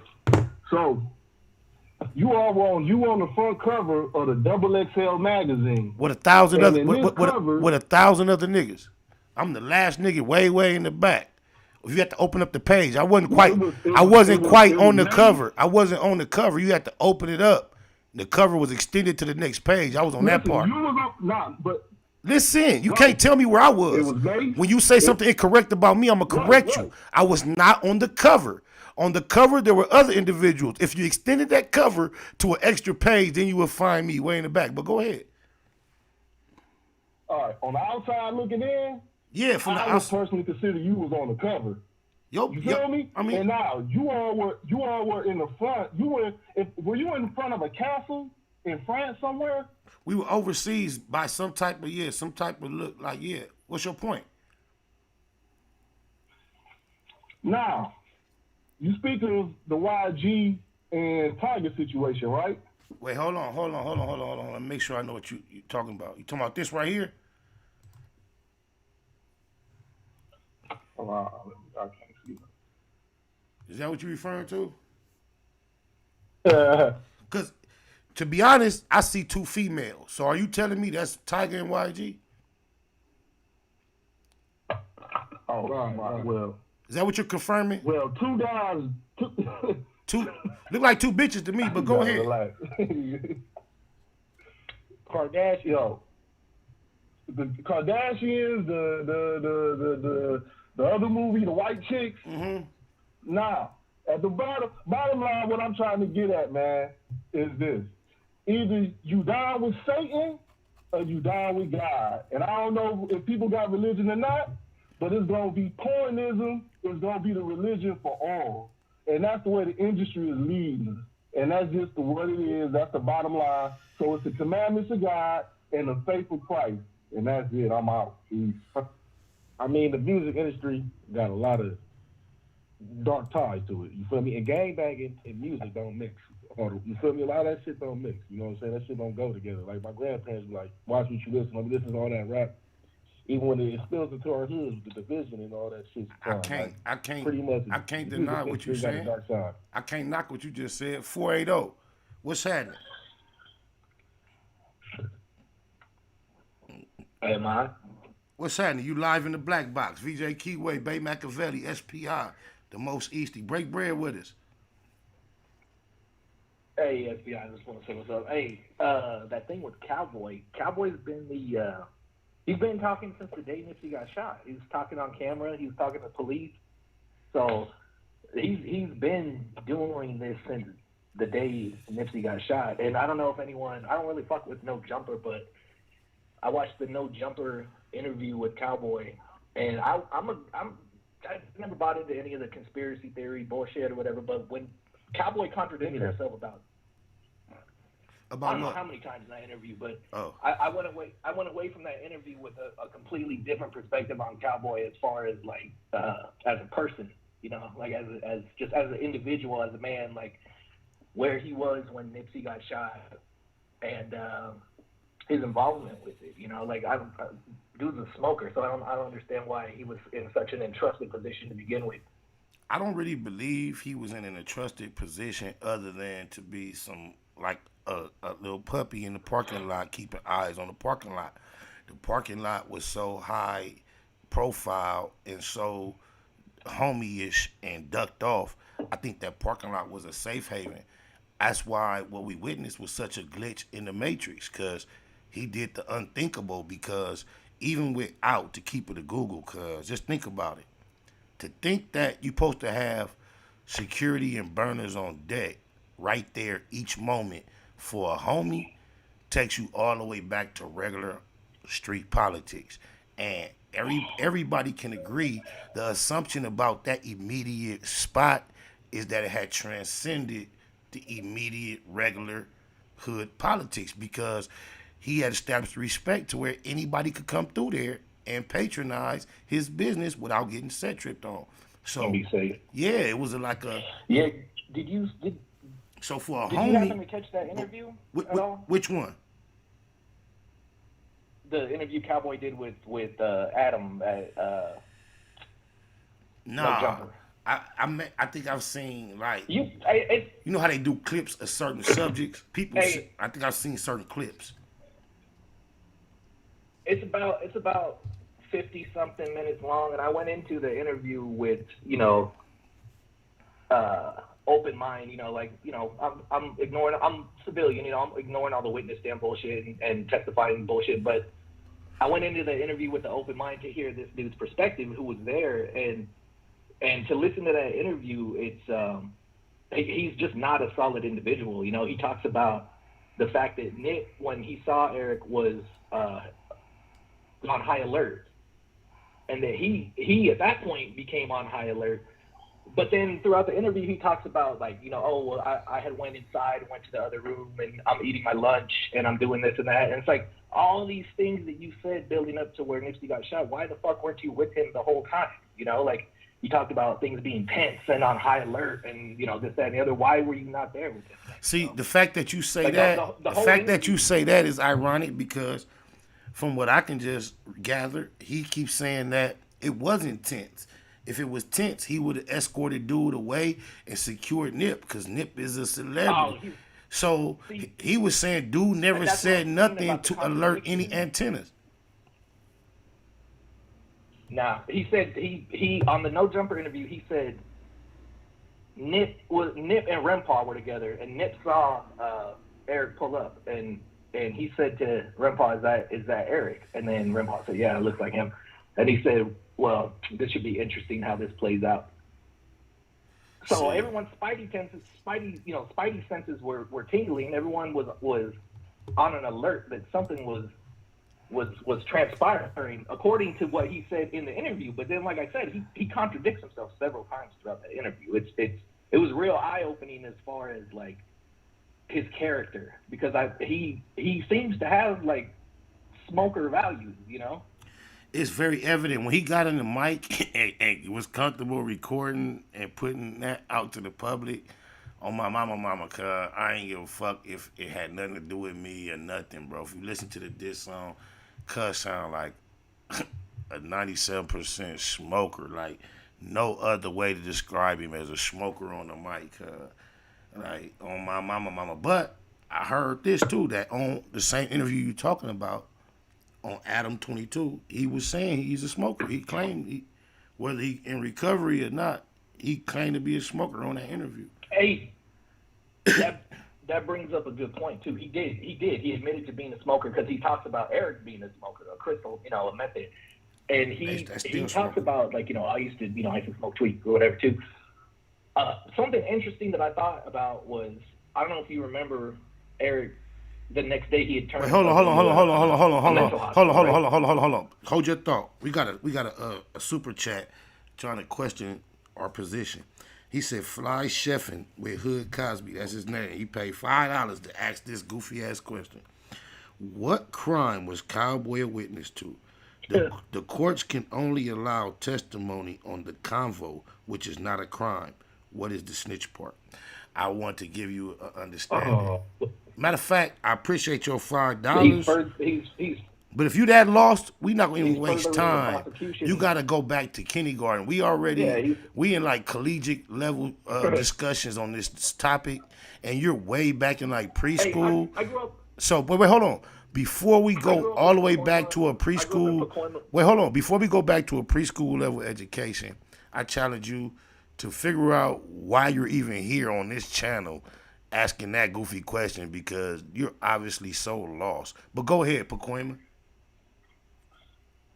Yeah, I grew up in Pacoima. I moved to Oxnard at a young age. Grew up in Oxnard. I'm a white boy. Not. I was never put on a hood. I grew up with West Side Loma Flats, West Side Gangster Crips. It was. I still kind of. I'm 40, almost 46 years old, and I still abide by that code. And I'm a white dude living in Arizona. But and I'm fucking I know how. But so see, if you don't Oxnard. you don't understand that. Listeners might not know Oxnard is like a baby Arizona. I know how the demographic racially with Oxnard and Arizona differs from LA in particular, but a lot of the listeners might not know. We blend. They blend. Yeah. We all blend. Yes, blend exactly. And that's how it was. That's how it was originally in Watts too. In Watts, like the original Grape Street. The neighborhood I grew up in was. Go ahead. Yeah, exactly like that. The neighborhood I grew up in was Gangster Crips and Essex. Yeah. Together, coexisting. It was originally some Hoover and some Soft Lows cliques that was similar too. Or the 18th Street, because they used to bang. Yeah, and they used to bang. What they used to bang? Somebody can help me in the chat. G Mood in here. What the essays and the Hoover used to bang. I forget the way he used to name that. Say they click. But go ahead. The other thing that caught me off guard about Cowboy's interview was, and this was like kind of subtle, so I don't know if a lot of people picked up on this, but Eric turned himself into a mental hospital the day after his after the crime. I believe it was. You sure it was the day after? I think it was a little longer than the day after. I think it was a few days. He put himself in like a mental hospital. Yeah, it was after a few days, I believe. So they were saying, people were saying from the beginning, oh, that's going to help him build insanity case. Right. Like that's probably why he did it. Right. So during that interview, during that No Jumper interview, Cowboy, from his mouth, he says, oh, when I seen Eric, the conversation wasn't bad, but I could see in his eyes that he was high, because I used to get high. I know what high looks like. This is coming from Cowboy. I know what it looks like when someone smoked out. So there was no, argument. So I think maybe that, he was temporarily insane off that crystal. And I'm like, why the fuck would you say something like that that would help his defense? I know. Yeah. But check see, that interview out. I'm gonna check it out. If you haven't seen that interview, check that interview out. I'm gonna check it out. I appreciate you tapping in. Much love. I like your insight. Don't let this be your last time calling, homie. Oh yeah, for sure. I listen every All day. right, good looking. 757, it's on you, homie. This is the 713-850-704. That's the order. 713, what's happening?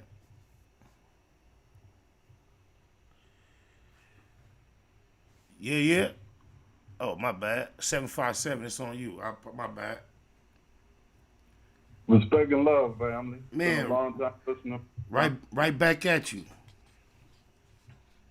Yeah, so what I was going to share really quick is that sometimes metaphor and simile are very useful in explaining what's so difficult and terrible about people doing this in the couple. It came to me that you could look at Hono Hunted like a fly on the fishing line. And the fly fisher got him attached to the line, and when the behaviors don't line up, it's usually the fisherman yanking him out of position to replace him in a better position to do whatever work he's supposed to be doing. So when it comes to youth and explaining it, you could look at people that have obligations that are invisible, like a fisherman who got him on a line. Some baits alive, still wriggling. Some baits dead. The ones that are alive are the ones making noise, and they make noise to attract fish, people that are intended to be caught. So when you look at Hono Hunter's behavior, some of it is him, a lot of it is elsewhere, as far as what makes it does. That's deep. So, you could tell the youth, like, do you want to be a fly on a fish hook? Always having that pain in your heart for betraying the people that you attract to you? Do you want to be controlled by other people who don't give a damn about any of y'all? Every time I see him smile, I think about the deepness in his nature. And he's enjoying The dude got engaged in a back and forth with Jay Prince about some Larry Hoover footage. He was the first one to pop off with violent conversation. And then, when the fish finally bit on the fly, he got the hollering, "Oh, you don't want to see Larry Hoover?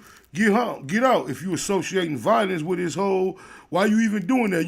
But nigga, you the one who introduced all this craziness to the whole campaign.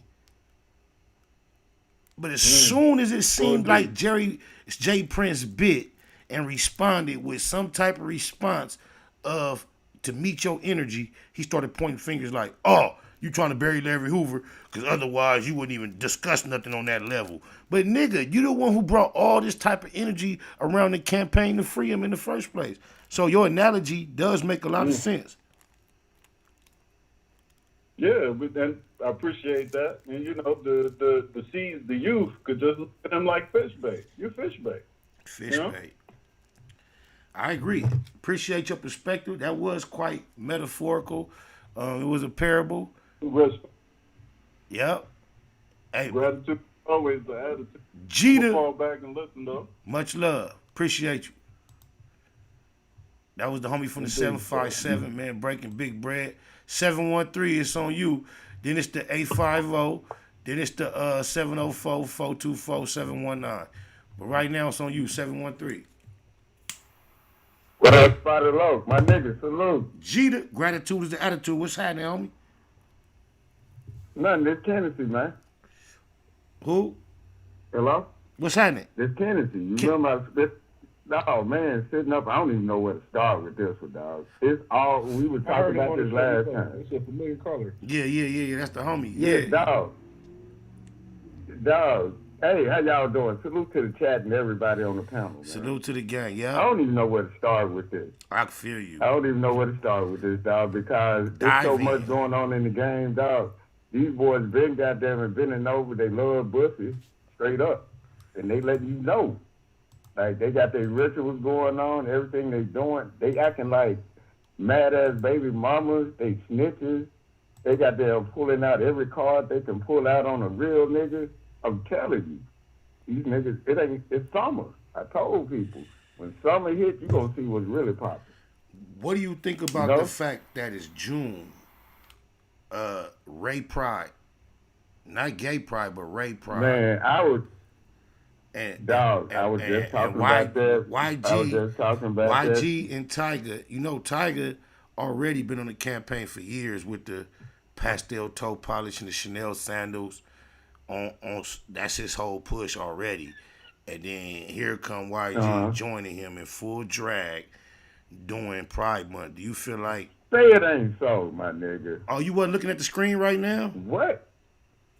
Are you? Hold on. Say it ain't so, dog. Are you not? Hold on. Let me look at this screen real quick, because I had walked off and poured me up a drink and shit. No, I was like, what? You got to go back to the screen. Let me know when you see the screen so I can run it for you.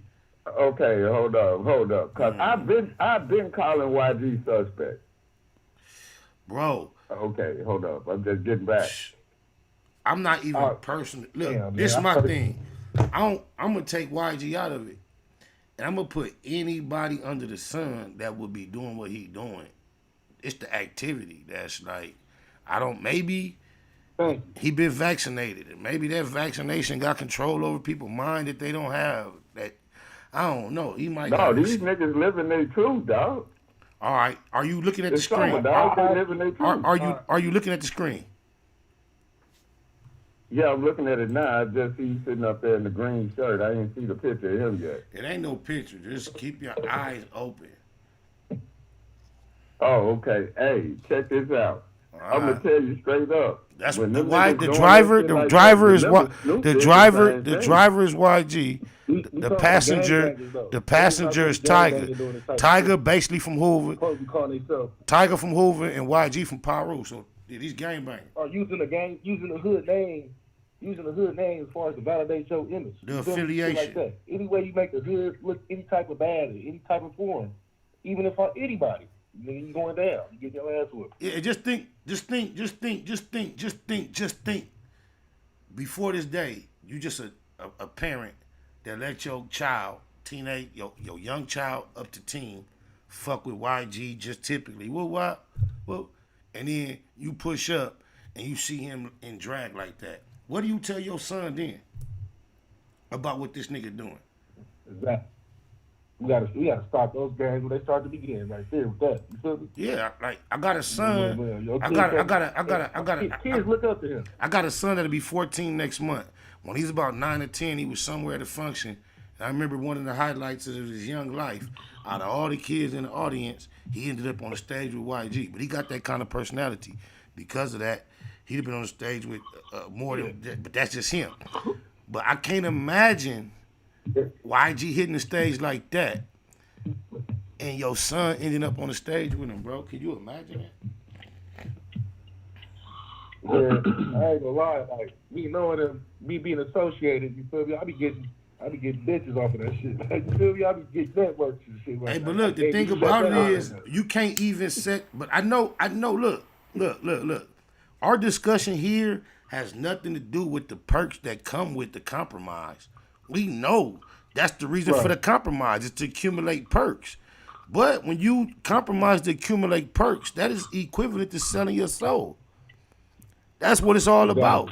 When you pledge to a certain institution that has certain integrity involved, regardless what the majority is doing. We know it's more S&Y 50-50 yards than it is mainline yards, but it's still a group of people that refuse to compromise. You can either choose to be part of one culture or the other. And when it comes to compromising your masculinity, it's the same thing. You can laugh about it and say, oh, that's the homie, and yeah. Or you can look at it at what it is and look how despicable of an activity it is. Just think about it. If you own a yard, any nigga being comfortable viewed like that is being comfortable being dressed as bitch, miss, her, lil mama. They want to be called that. You can't say no amount of money justifies that type of activity. Otherwise, all they got to do is appropriate that type of amount of money for every real nigga and watch them turn into a bitch. That's all it takes. Do you know how fake money is? That's why the M in Baymack, oh, this don't say Baymack. That's why the M in Baymack didn't stop at money. That wasn't enough. You got to be about something more at all costs. You can't be just about money. Yep. Oh, my mama. Because money is man-made. Just like... Stand for something. You got to stand for something. Just like Pride Month is man-made. Just like that wig and that makeup that YG and Tyga had on is man-made. Just like the fame, the notoriety, and all that they trying to maintain is man-made. You gotta realize what you out here about. Is you out here trying to serve the let go of system? your fleshly desire. Thank you. you. To gain the world and you lose your soul. You know what I'm Yeah, saying? and the world is, and when we say the world, we don't mean the world, we mean the society that's been established. That's the world, because the world is given to you. The actual earth has been given to you as a gift from your creator. Now, the world, the society that we view as the world, has been established by men. And if you gain that and lose everything that you believe in, you actually took the L. Oh, my mama. 850, you welcome to join us, man. Appreciate your patience. You already know, man. Cheetah, Big Still born in the building. What's happening, Hey, what up, brethren? Loved one, my day uno, my real near.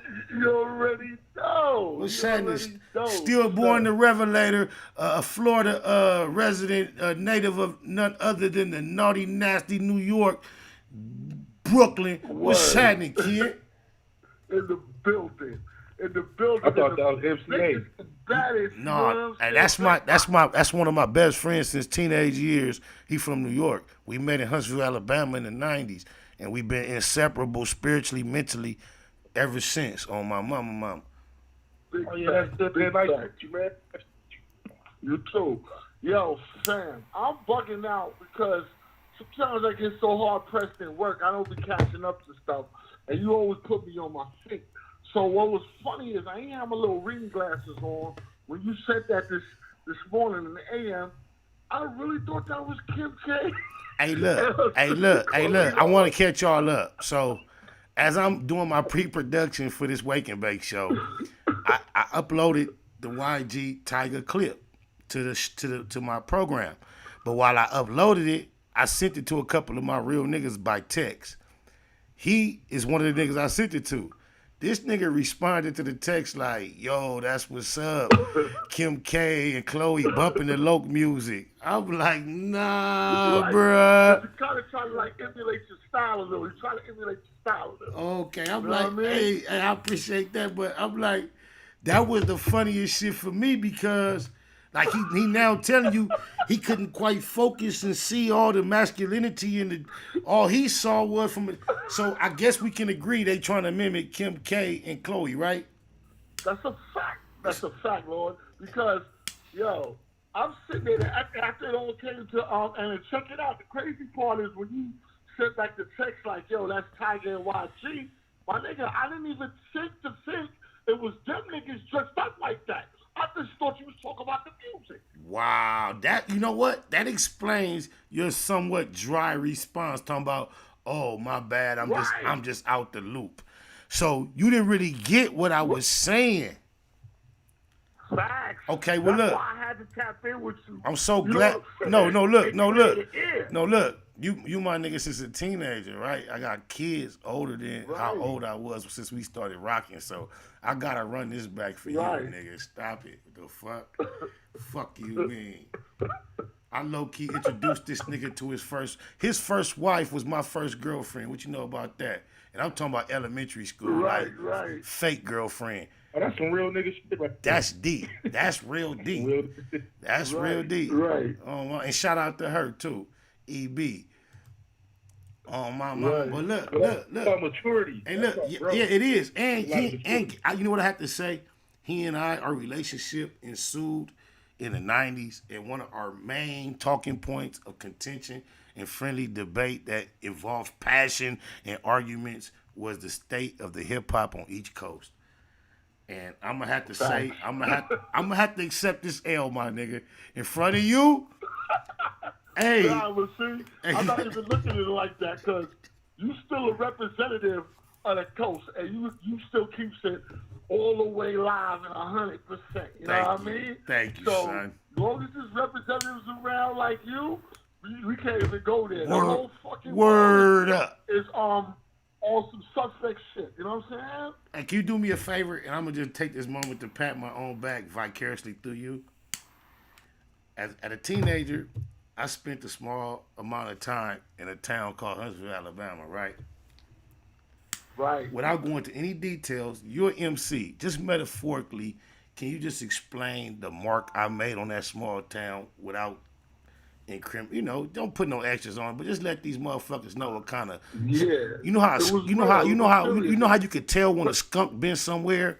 Let them know how I left my stank around Huntsville. Yo, there was a lot. There was a lot of enemies, a lot of haters, but his name was definitely known in the streets. You know what I'm saying? Almost faced a couple of real serious bids. God, I was blessed. Fortunately, I was in the belly of the beast in Huntsville, and I was released in the spirit of Jonah.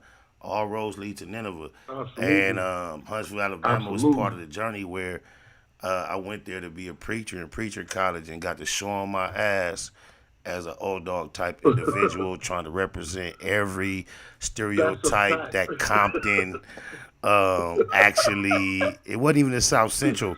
It was the Compton type energy that people was, even though men's society was fresh through coming around. But long story short, that's who we thought you was. You was the poster child. That's very influential. On my mama, I had to. How you see niggas wearing? You see how niggas wear the flat top with the braids and I had that back then. I didn't have a whole head. I just had the flat tops, right? So when Old Dog hit, that's the watch cut. When Old Dog hit, I'm talking about the 90s though. This early 90s, mid 90s.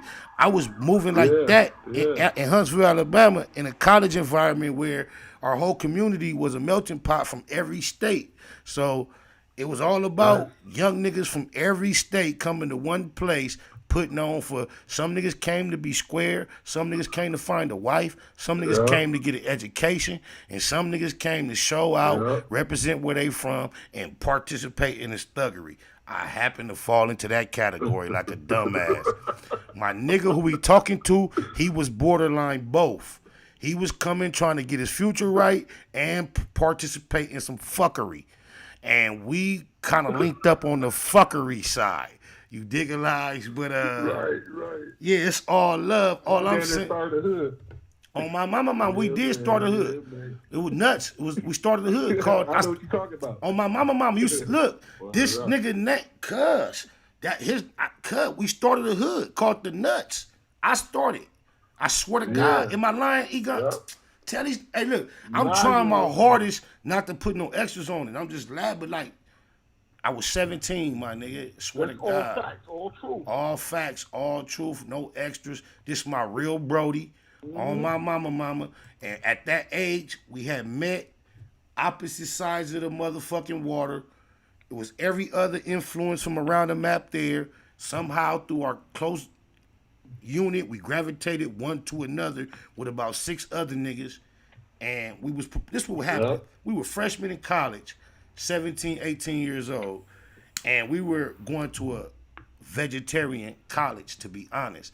That if you were of our spirit and you went to college, you would be drawn or attracted to the fraternities to some degree.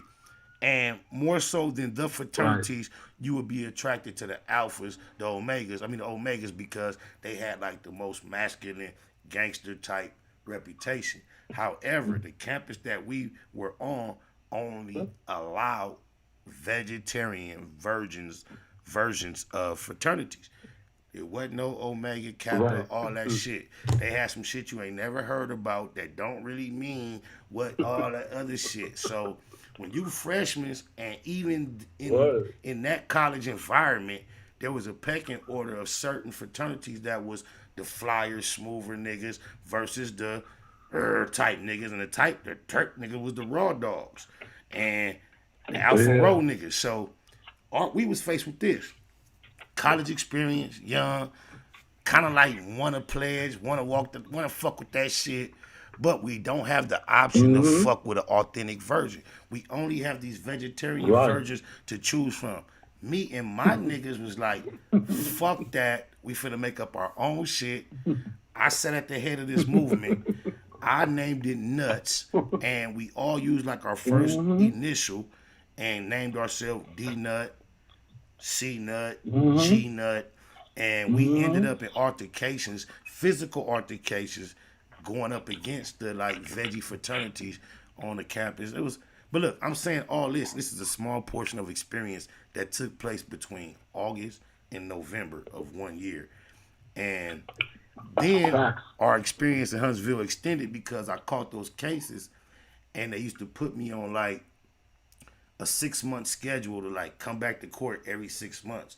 So I would return to Huntsville every 6 months, while niggas like this, that was my bros, were still continuing their education that had extended to the 3rd, 4th, even 5th and 6th years as Huntsville motherfucking locals, when my experience only lasted 3 months almost as a student.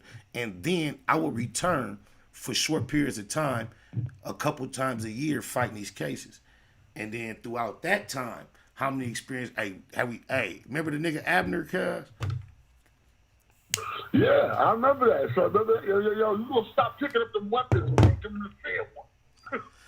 Hey, you skipping? But you remember when we first? Remember when I first kicked in the door? Oh my G, yeah, I do. I ain't gonna do that. That shit was crazy. Go ahead. Talk. Let me shut up. I was saying that's the first time I ever seen some shit that wild like that from one of my homies. You know what I'm saying? Oh God. Oh my mama. Look, I'm gonna keep it a Google, cuz I remember, cuz look, the only reason I went to Huntsville, Alabama is I was really chasing Punani. I ain't gonna even lie, cuz I had my 11 and 12. Right. I followed a female to the college, boo. Then I caught my cases, right? Caught my case. I'm talking about. Shit happened to me. I'm super sprung, my nigga. I'm talking about that. This I learned how to fucking on her. Like really, she was older than me, way freakier, been through way more. I was sprung. So I followed this bitch to college. Why? I catch these cases, right? Not only do the bitch run through my crew and all that, but as I like going back and forth to court, I go through the phases of we calling ourselves you in town, rekindle the flame, at least while you here, we back on what we was on. Even though I know this ain't my bitch no more, I'm like fucking with her. So I remember being in Huntsville for like court a few days, whatever, and I'm really posted up where my nigga Steele is at. And my nigga D-Nut. So we over there posted, kicking it. But we just blazing. But I'm going back and forth. I'm back and forth to my little bro. To the homie saying, yo, this my bro from California though, y'all. I followed her out here. So like whoop. Now bam, I'm over here lounging. I remember calling and getting like that funny ass like rush to get off the phone type shit. Whoop, wop. Yeah. Bam. I'm like, damn. I tell the bitch, I'm like, I'm finna come over there. She like, no, you not. But like, mind y'all, I've been green lighting in and out of here for like a week. So I'm young though, I'm a teenager, y'all. Don't get it fucked up. I'm a grandfather now. But this the experience that I went through as a youngin'. Kinder dick. I'm talking about whoop. I'm like, fuck that. I'm like, cuz, take me over there. Now, it's me, him, and the homie D-Nut. D-Nut was in the room with his wife. I believe it was his fiance at the moment, but this is his wife now. It's been his wife ever since. They in the room celebrating something like an anniversary. So I'm not even considering him moving with me. When I get the little funny energy from my little bitch, I tell the homie, I'm like, hey, take me over there. So D-Nut here is like getting up, shuffling late night. He come out the room from celebrating his anniversary and like, what's going on? And we tell him, he like, fuck that, hold on. He come out putting on clothes. He going with us. So we going over there. While we on our way over there, I'm telling my niggas, I'm like, look, man, I'm not finna go over there and do no tripping.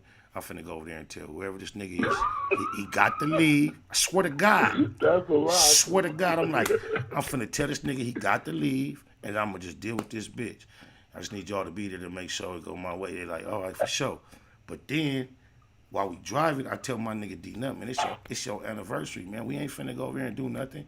I'm like, man, we finna take you back home, man. I ain't fucking off your anniversary with this punk shit. Right. He's such an athletic animal, nigga. He like, nah, word, son, I appreciate it, but fuck that. You ain't gotta go back. I'll just get out and he ran back. Like, mind y'all, we in Huntsville, Alabama, cause this is like 2-way lanes, late night, dark. He ran back to get to that young thing on my mama. So Now it's just me and my nigga still. It's just me and my nigga still on the way to the little situation. So when I pull up to the little Hunt Club apartment complex, I see her car parked right there. So I swear to God, remember, I'm telling my nigga still on the way. I'm like, man, I ain't finna trip on no nigga, my nigga. I'm like, man, I'm just finna tell whoever this nigga is, he gotta go. And I'm finna holler at this bitch. So I get there, cuz I bang on the door. Bam, bam, bam. No answer. Bam, bam, bam. No answer. I probably bang one more time. And the next thing come to my mind was foot to the door. Bam! I kicked the door right at the hinges. That motherfucker. But check it out though. Not in a run back kick type shit. In a lift your leg up in a standing position. And just straight kick. Like that shit was like. Kick that motherfucker right off the hinges, cuz. On my mama, cuz. Dead homies, daughters, loved ones, lokes, everything I love and live for. Look, I'm a teenager though. Look, when I kick the dough in, it's a nigga sitting with his back to the door. Like, all that banging, he was sitting right there. Just, I guess the bitch pacing, don't know what to do. But the dough come right in on his back and his head. He's sitting in a chair. So, mind you, I'm still walking in the door saying, hey, homie, you got to leave. But when I look up in the nigga face, it's a nigga I know that I don't like. Way bigger than me. I'm like, oh, nigga, I don't like you, no way. So I just rush cuz. The nigga ball up. He just, like a bitch. Nigga named Abner. He just ball up. I'm just rushing cuz. Beep, beep, beep, beep, beep, beep, beep, beep, beep, beep, beep, beep, beep, beep, beep, beep. My nigga still like, you got him, that's enough. You wrecking shop, yo, don't wreck shop, yo, they gonna call the police. My nigga grabbing me like, the big nigga just get on, like, he bone out. Choo, he out the apartment. Swear to God, I grabbed a little bitch by her little arms, I just loogie her to the face like a million times, just, poo, you dirty bitch, we get on, whoop, whatever, whoop, that's it, bam, that shit over with, bam. But mind you, I'm out here to go to court. I got a court date in a couple days, couple weeks. So we moving around Huntsville, very small town, doing what we do every day. Then we in traffic one day. We bump into how this nigga and a couple more niggas is my H-Coon Booms. Me and this nigga bump into the nigga Abner, two of his tight partners. We in a parking lot. They like, oh, what up, Goldie? That's what they call me out there. I didn't mean they called me Goldie. They like, what up, Goldie? They like, yeah, we heard what happened with you and the homie Ab, man. He like, you know, he ain't tripping. He really just want to get a fair fight. He like, it wasn't no fair fight. Woo. He want to get a fair fight. Mind y'all, this is a big old nigga. So you hear all the adrenaline that was involved with me rushing the first time. What? But so that was like. And side note, niggas was trying to act like we jumped him. That ain't happened. Yeah. And mind you, my nigga is from they same local area. So as much as they want to make it like a LA, him and a few of my other dogs is from, it ain't that. So they like, when they catch me off guard at the gas station, I'm like, whatever. We can get down. I ain't tripping. I'll get down with Abner. Why? That's how it is. We leave that little altercation. It's all respectful. And mind you, the nigga who I'm talking to saying Abner want to squabble on my mama. It was my name popping out there and Cuz' name. I don't even remember Cuz' name. But I just remember he was a little older than me. And it was Huntsville. It was a vegetarian environment. It was kind of padded. Don't get me wrong. It was like flag football. But in that environment, Cuz was like a nigga. He was like a nigga.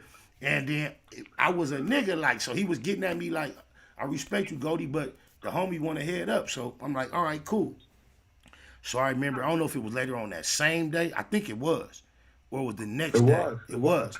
Later on that same day, me, my nigga right here from New York, and it was another nigga from Gardena, California. My nigga, he had a car out there. Don and somebody else. My nigga Don. Don, the nigga, yeah. Yeah, so, and Don kind of like a huff nigga, like, and he was a Crip. He from Shotgun. But anyway, we randomly going to some random apartments to get some weed. It's hours after we bumped into this nigga Abner and homeboys at the gas station talking about there ain't no beef. Abner just want to head up. I'm like, all right. So bam, swear to God, we go to buy the weed, these little apartments. Soon as we get there and one of the homies get out to go to get the weed, a car pull up like 4 cars over in the parking lot, and it's Abner and his homies getting out. Now, I could just duck back in the back seat and just act like we don't see him. Fuck that conversation we had earlier and all that. But instead of that, now we out the car. Like, you say your boy want to get out, what's happening? They like, oh, now it's the same 2 niggas that said they homie want to head up and the nigga Abner. So you could tell when the nigga Abner got out and looked and seen me, he like kind of looked like, God damn, I wish I would have never pushed this line. But anyway, he a big old nigga. He coming out his shirt before I even get out the car because his homies is like, you talk this up, there we go. And you could tell the energy. So I'm getting out the car, we finna squabble. It's me, this nigga I'm talking to right now, and another nigga. So as I start to squaring off with this nigga, as soon as we square off and get to doing this, the nigga reach in his back pocket and pull like a big ass pipe wrench. So as soon as he do this, my nigga still like approaching like we finna jump him. Like, yo, put that shit up, son. And like his own homies tell him put it up. So he put it back in his back pocket. He do that shit. We finna squabble up. He do that shit like 2-3 times. And then the third time he do it, my nigga, it's like it's a 6-pack of empty like beer bottles right there in the alley. My nigga pick up one of them bottles and like, word life, son. You grab something else, I'ma crack you, son. So he like, this time, I swear to God, if I'm lying, I'm dying, cuz. If I'm not, this time his homie run up to him and take the wrench out his hand. Bam. Okay. Mind y'all, let me back up. Soon as we get out the car and I see him taking his motherfucking hoodie off, he take a pistol out of his pants and put it on the hood of the car. So, the whole time we doing this square off shit and he pump faking, reaching in his pocket for the motherfucking wrench, I'm making the squabble go in a circle so I could be where that pistol at. It's just sitting on the hood of the car. Both his homies standing right next to the hood of the car. So I'm doing all this pump faking like we finna squabble. And as soon as I do the pump fake, I get by the car, I just go to the hood and snatch it and draw the air. So when I do that, you see him back up, he look at his homies like, why y'all let him take my gun? And then he breaks straight into this apartment complex and like he going to get something else. So I'm like, come on, let's go. We done already got our weed, did that. Ain't did no fighting. Get in the car. Here he come out the complex, full speed. Like, he know I got him. He following us. He know we got a gun. So we driving, doing our full speed to get up out of there. He done went in the apartment, came out highway too. On a major highway like University Drive. Cut and went in the apartments, came out, chasing us with his gun at full speed, knowing we got a gun. So immediately, I know he went and got another gun. So I'm the passenger in the driver's seat. The driver is my nigga Don. And cuz chasing I'm in the us, back seat. my nigga still in the back seat. My nigga chasing us like full speed. So I got the burner like, slow down, man. Let me pop this nigga, man. You know they got a gun? My nigga, he like, no, do not shoot. Do not shoot. He telling me, go, you already out here going to court? Man, you don't need this is broad daylight. This is like 1 p.m. in the afternoon, 3 p.m. It's a small town. So I swear to God, it's like a yellow light. We really supposed to stop. And my nigga run the yellow into a red. These bitch ass niggas tried to follow us through the red light and had a head on collision. Bam! And just wiped out. Ouch, I just fucked up on that ring. But I say all that to say this. The nigga on the phone, we at least go that far back. And he my brethren. Fact. Much love to my nigga still. Oh, God. All day, man. Oh, God. Mad love to the locs, son. You forgot to add how your man Don was talking about bust that, cuz. Bust him, cuz. I was like, what the fuck is you talking about? Hey, see? Now, my recollection was slightly off. He telling me the homie Don was telling me to bust. Yes, that's where I came in like, yo, son. It's broad daylight. We on University. You down here for court. This nigga's wildin'. And just think, when the driver was telling me to bust, the reason why he felt like he had to say that is because I know I must have been like this, dude. Uncocking, leaning, waiting. Oh, my mama. Yes, you was staring out the window. I was like, yo, son. Oh, God. What is you doing? Oh, God. And the motherfucking, they tried to follow us through an intersection and had a head on. And it was over with. And that process of us talking and him going through the yellow, they was following him, and that all should happen. So you ain't in the bucket, because that was all divinely inspired not to have your You know, yeah, because you know how, I'm going to tell you how much I know I would have been busting. One of my squarest cousins ever in my life is Compton, Clarence, right? Right. However, because my mother and his mother are sisters, and they raised us both single women, and he was the oldest of the three of us, my first time being out with a young teenager, young nigga out in traffic, moving around in the mother's car without no supervision was with Clarence Compton, in Compton. Right. But, however, although he wasn't with none of the riffraff and bullshit, I and his brother was. So I used to be young with pistols, riding around Compton and getting into road rage incidents while he was driving and doing goofy shit with my pistol just because I had it. Pop, pop, pop. Ooh, wow, wow, wow. So I get to Huntsville, Alabama. I know Compton and Clarence and all that, what he represent. But I want to let you know how easy it was for me to get off track. Do you know it was an actual one incident where Compton bust the gun? He bust my gun. I let him leave with it. They came back and the gun had been bust. So if Compton bust the gun in Huntsville, you know I didn't stand a chance. Well, I really don't. I didn't stand a chance. God is good, though. Rest in peace, Elder Patey, man. Shout out to Peterson Hall. Shout out to Huntsville, Alabama. Oakwood is now classified as an HBCU. 424 area code, man. Can you help us kill that whistle? Yeah. Yeah. I feel you about that YG dressing like homos and shit. You know, that's just that Clumo shit. Niggas for them chips, you feel me?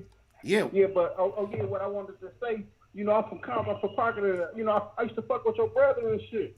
You know, your brother was trying to produce me and my homeboys in front of against dudes and shit. Wait. And you know, I'm sorry to hear your brother got all that time and shit. Hey, but look, you know, cause I used to be over there. I appreciate that, but he on the I used to be at your house and shit. I used to be at your house when y'all was living in front of it and shit. In front of it? That's where I knew you from. That's what I was thinking. Like, yeah. No, look, no, like, we ain't never stayed. Look, we ain't never stayed in front hood, but Pirate is my cousin. And my brother, Little Pirate? Yeah, we used to go over to Pirate House in the apartments in the back to get our hair cut because he married to my sister. So he really my brother-in-law, but that's what it is. They've been together. Pirate, my nigga, the little short, like nigga. Yeah, that's what had us in the fronts though. On my mama. Yeah, Pirito, my nigga. Yeah. Oh, yeah. Yeah, I used to be on Pirate House too. Yeah. That's my nigga. Yeah. You know, I fuck with all them front hood. But you know Spider got a son from front hood now. Oh, you said Pocket Hood. You say you from Pocket Hood. But you did mention the fronts though. You mentioned the fronts though. Yeah, because I used to fuck with you in front of it though. Oh, okay. Hey, look, just because you did that, look, check me out. You met me in the front of this, right? So Spider got two sons, right? One of them is Tiny Spider. He's from my hood, right? The other one is Catman, and he from front hood.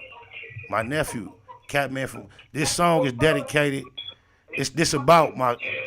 Just check me out, just cause you brought that up. Damn, that's a fake beat. I go by the name of G5 like this. We getting rich off beats. No matter what you do in life, whether doing wrong or doing right, make sure you do it right. My big brother doing life. No matter what you do in life, doing wrong or doing right, make sure you do it right. My big homie doing life. When you left, your second was so young. On the set, I stay checking on your son. He banging, hate it, but I can't trip. Front hood Compton, at least cuz playing crib. Solid, strong, feel like you still with me. You can ask him, I still keep that still with me. Can't control him, we'll try to guide him. Provide him with game, keep it real when you ride him. The money, violence, the thrill that inside him sound familiar. Yeah, a lot familiar inside him. It's in his genes to stay papered up. He be G, real clean and tapered up. Got him on what his granny and his mother need. Bleed and ride for him just like your other seed. Never dumb, you know I got a head on me. And I got cuz on the dead homies. No matter what you do in life, whether doing wrong or doing right, make sure you do it right. My big brother doing life. No matter what you do in life, doing wrong or doing right, make sure you do it right. My big homie doing life. I told the big homie I had him. Love him but barely know him. I could only imagine. Probably 21 on him, whoop on him in Madden. Then roll up a fat one and show him what's happening. Teaching tactics to get it on his own too. Few tricks of the trade you turned the nigga on to. My behind him in the club, he be on too. My word, one thing you can hold on to. Love you, bro, just like D say. Me and Catman smoke big kush on your C-Day. He fit right in with the click on some G shit on Daddy. That's who they finna find me with. Golden gloves, certified mitt hands on the land. Knock out like hitmans, big bands. Young nigga got a head on him, and I got cuz on the dead homies. No matter what you do in life, whether doing wrong or doing right, make sure you do it right. My big brother doing life. No matter what you do in life, doing wrong or doing right, make sure you do it right. My big homie doing life.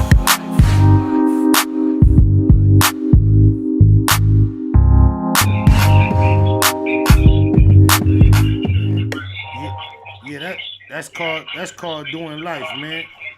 Can you kill the background for me? Yeah. I mean, that's the shit lit. That's that shit. That's that fire. Good looking. Stay dropping them bangers.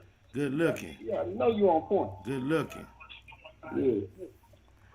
Yeah, though, but I be fucking with the friends and shit. You my niggas, man. You know, we still talking friends. You feel me? Hey, you know, one day as a young nigga, cuz I got caught up on Nord and hooked my horn at J Stone, cuz, and it turned. Didn't nobody really get hurt in the long run, but it turned into one of them whole OK Corral situations. Rest in peace to the legends, though. To the late great Crips, though. Hey, rest in peace to my it's always the money shit. I remember you used to be over there hustling this shit. I mean, no, I wasn't even hustling. I used to just come holler at Bay like the rest of the city.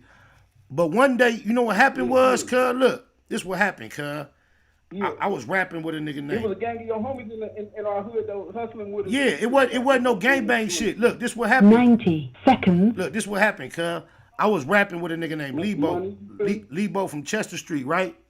Cuz was a rapper. I was a rapper. We was the head honcho. We was in the group. And back then, Cuz was like, hey, I know my balling homie from Pocket Hood would invest in us. He was like, we gotta go holler at my homie J Stone from Pocket Hood, cuz he'll put some money behind us. Woo woo woo. But at that's my cousin. All right, rest in peace. 60 seconds. Rest in peace to Cuz. But look, the conversation at that time between he and I, we was trying to find that type of person, period. We in a group. Who got the bread, you know, street nigga, whatever, industry nigga, whoever, who gonna put us out? So one day he called me like, cuz, I just played our tape for my homie from Pocket Hood, he balling. He say, whoopty wop, wop, wop, wop, he wanna meet with us. All right, so a couple days later, we on Nord, not by base spot, but we down there where cuz side was, down some, in the car with cuz.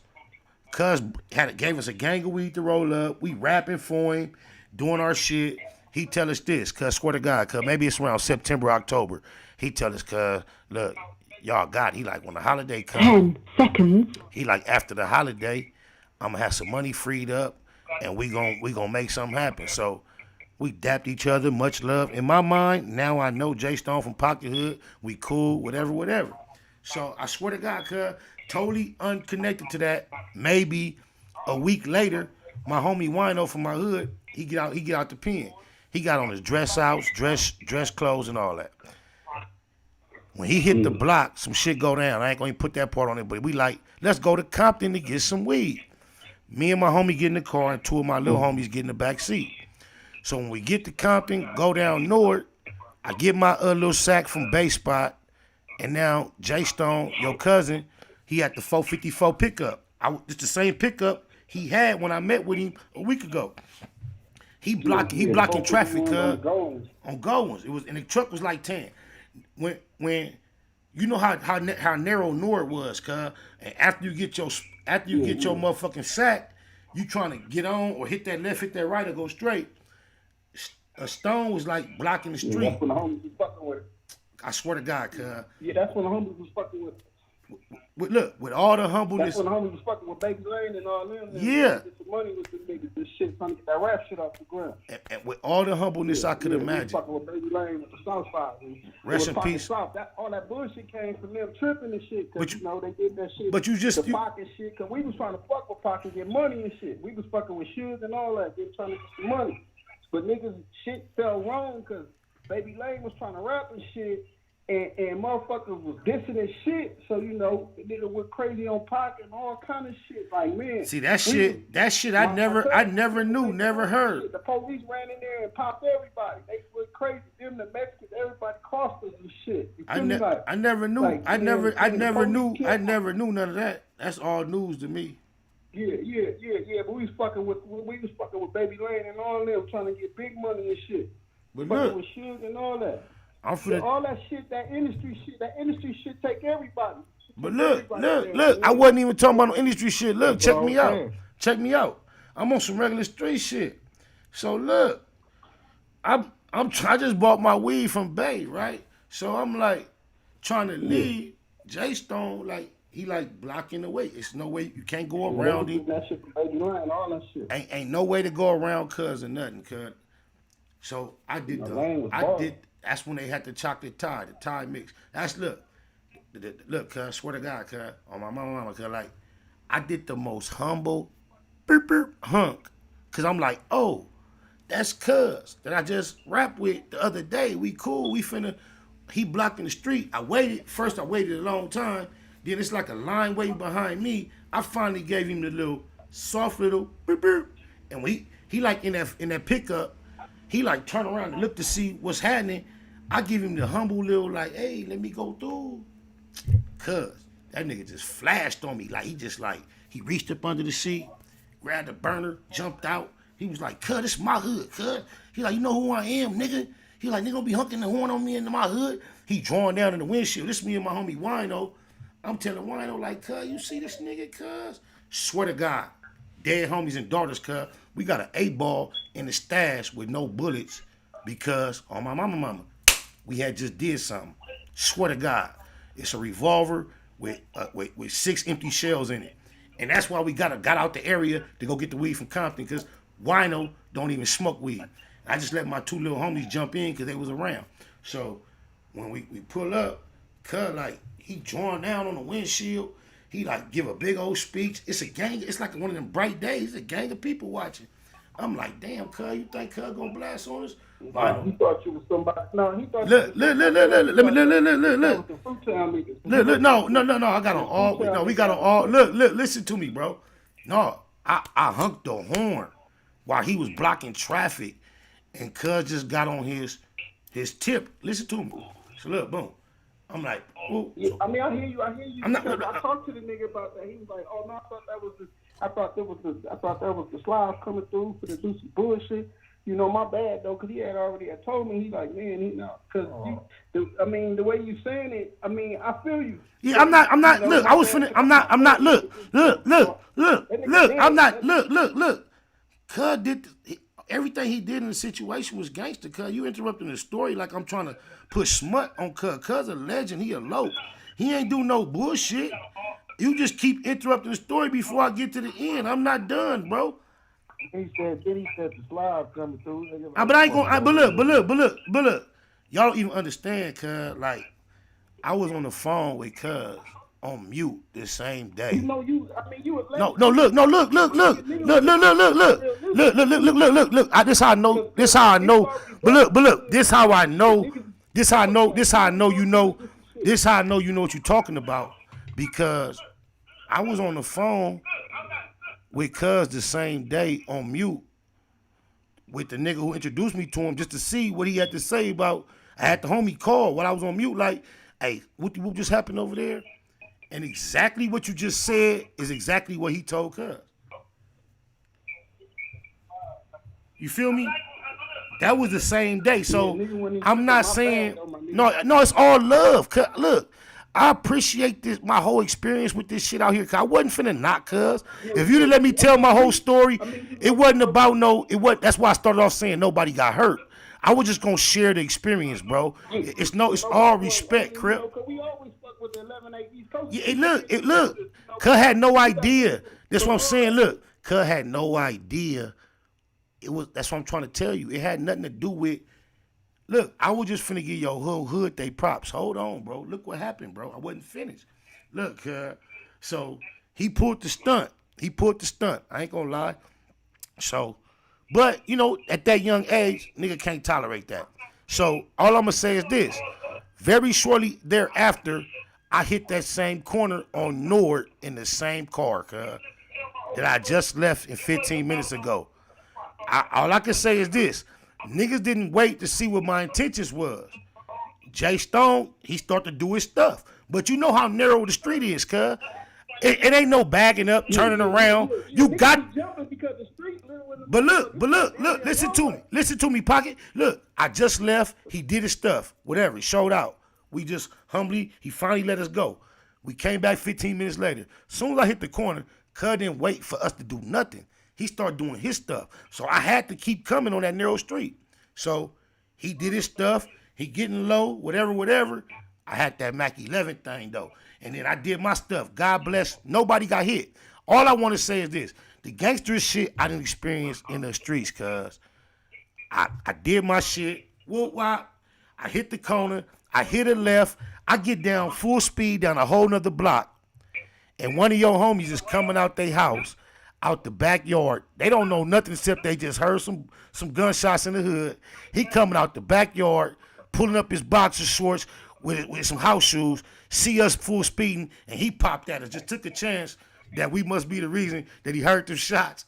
And we got some pop shots from a nigga that didn't know what was going on. I was like, ooh, it's cracking over here. But nobody got hurt, cuz. But the nigga that introduced me to him, just so I could check the damage, I was on the three-way, he said the same thing you said. That's what they assumed it was. But no, it wasn't. Yeah, nobody got hurt. That's just some gangster shit I went through over there in that section. That's all. Oh, shit. I mean, I don't know, cuz, because it was, I've been in that motherfucker all my life. So, and we fuck with the coast. We didn't fuck with the coast. They done lived in the hood, all that shit. Yeah, he didn't know who I was. He didn't know who I was at the moment. Somebody hunked the horn at him. He jumped on his tip. They from the East Coast and all that. We still fuck with them. I don't. Bro, look. This in the 90s, early 2000s. Yeah, it's all love. I'm saying all love. Don't misunderstand me. I'm just sharing you a tale that turned out okay. It was never no problem. It was just a moment that happened. Nobody got hurt. I'm just sharing with it, cuz. Rest in peace to your G homies, cuz. Much love to them, cuz. Ain't no hate, no nothing. And Baby Lane was my homie. I still ain't speaking on it from that perspective. I'm just sharing you my experience, cuz.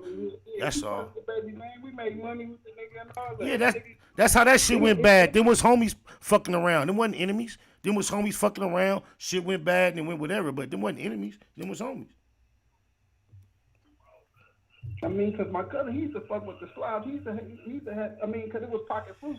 You probably thought it was that nigga. It probably was the Slav niggas with him. Hey, look.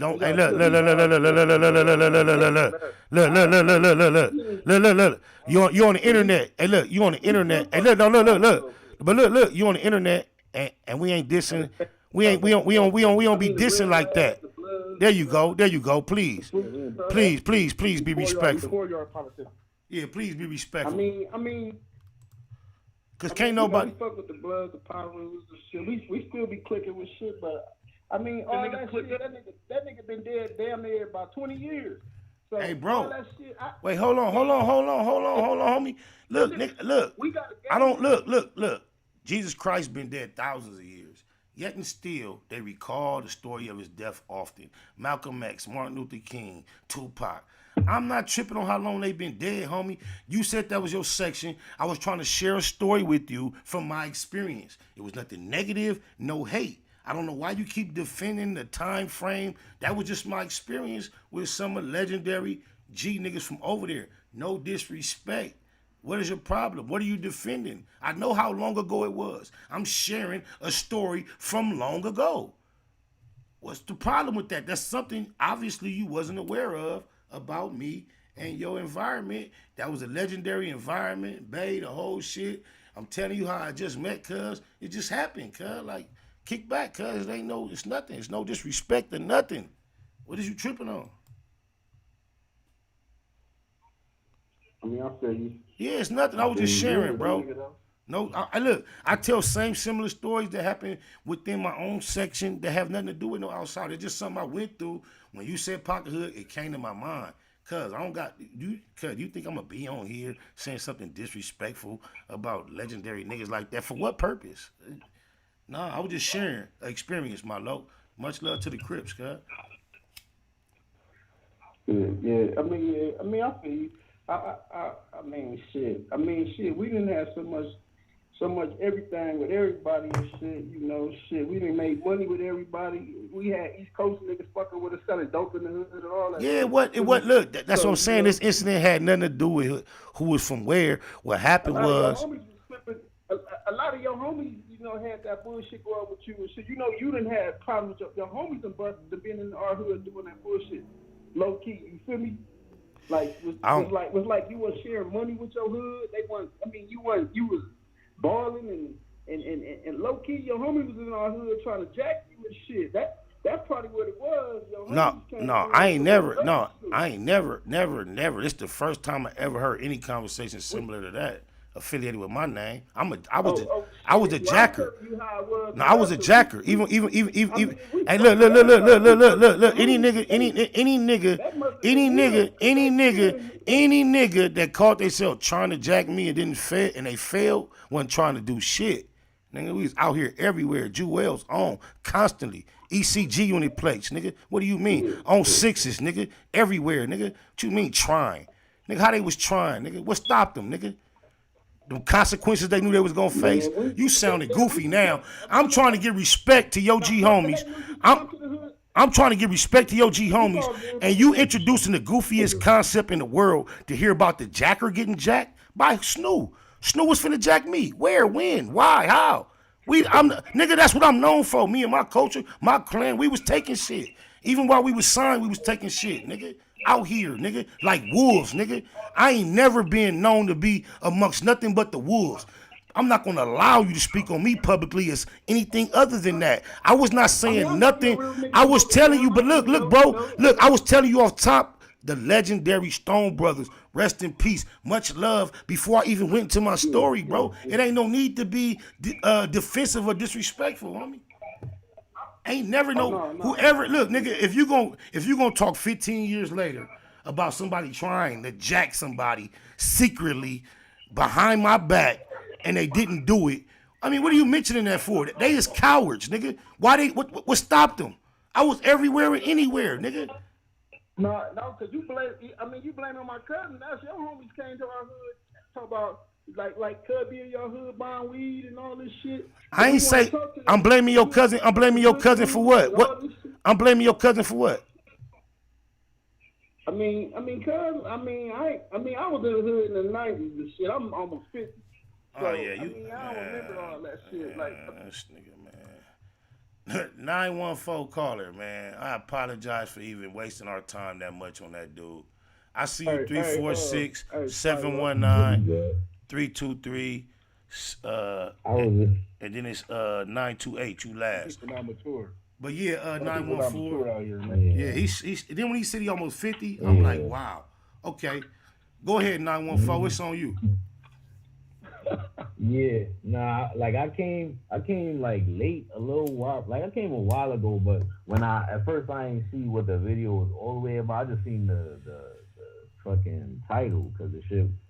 Well, I know. Up after I was watching. It's a couple things. I scrolled back to see the little clip. Oh, you saw And it. I'm like, wait, I thought you meant that they was dealing with those type of people. But that clip is them actually portraying themselves as that. I was like, yeah, that's some ritual shit. That's some ritual. And you know Like what? basically, a lot of people that like I think a lot of people don't know that like in the industry, once you get to a certain point or trying to get to a certain point, like you gonna have to do something strange. And if you're not trying to do something strange, they ain't gonna put you up there. And you know what? So To add to I that feel like point, basically they just trying to get up there, and people don't know that I that's agree. how shit goes. I Like, agree to a Google perspective because it's also cause like even with Snoop, like cause it's Snoop, also that nigga, he been been down. I talk about him it's because he's been down with Diddy for like since back in the days. But like Diddy been down with those people too, the people that's got the power to put you in certain positions in the rap game, like Clive Davis and all them dudes. So I feel like people don't pay attention to these things. They don't really know what's the real. So they think like, oh, he just No, you 100% right, but also check this out. It is highly reported that when you are not in favor of the powers that be, one way to be found back in their graces, good graces, is to go blind. So if we realize, Tyga, I believe he's been blind, whether it was through braids, dreads. I know he stayed with the pastel pedicures, with the Chanel sandals, posted them and all that. He's proud of his whole flamboyancy. So we already know what he's established. But here it is, YG, out of nowhere, they both are compromising their masculinity, apparently, for popularity. But look at YG, which seems to be an induction or introduction to this level, goes blind. And they say when you not in alignment with the powers and you a queerdo, in order to get back in alignment, they say a lot of times you have to go blind if you want to get their favor again. What you know about that, 914? also, oh yeah, also I know like that they make you do more than that a lot of times. They either have something happen to you and record it, and like when they had you under influences, and then they play it back for you to let you know like that they got that. You 914, you sound like you from the East Coast. And with you saying that, how they get you on camera, play something back for you, and wooty wop. How do you talk. Yeah, how do you connect that with your boy Asanova 2 times, Casanova? Going on the going on the Breakfast Club and saying that his wife told him, "Oh, you was sucking my toes," and then he was like, "You got me fucked up. I don't do no nasty shit like that. That ain't nothing I'm into. I don't do nothing like that. Never was I sucking your toes." And then she went in her phone and showed him on camera that last night he was sucking all on her toes and her feet. And he was describing how off alcohol he'll do things that he's not normally willing to do sober. With you saying that's a practice within the industry, and him getting on the biggest platform, one of the biggest platforms known to the industry, and expressing to everyone listening, hey, you give me all some liquor, I'll do some nasty shit on camera that I ain't really willing to do sober. What do you think about that? You know, I think it is that's what that is basically. Like they have you do certain stuff while you under influence and you not knowing. But that's if you let your. Do you think that Casanova was letting it be known how comfortable he was being found in that position and how easily it is to work that trick on him? Do you think that was him trying to like put that bait out there for the people behind them doors? Advertise.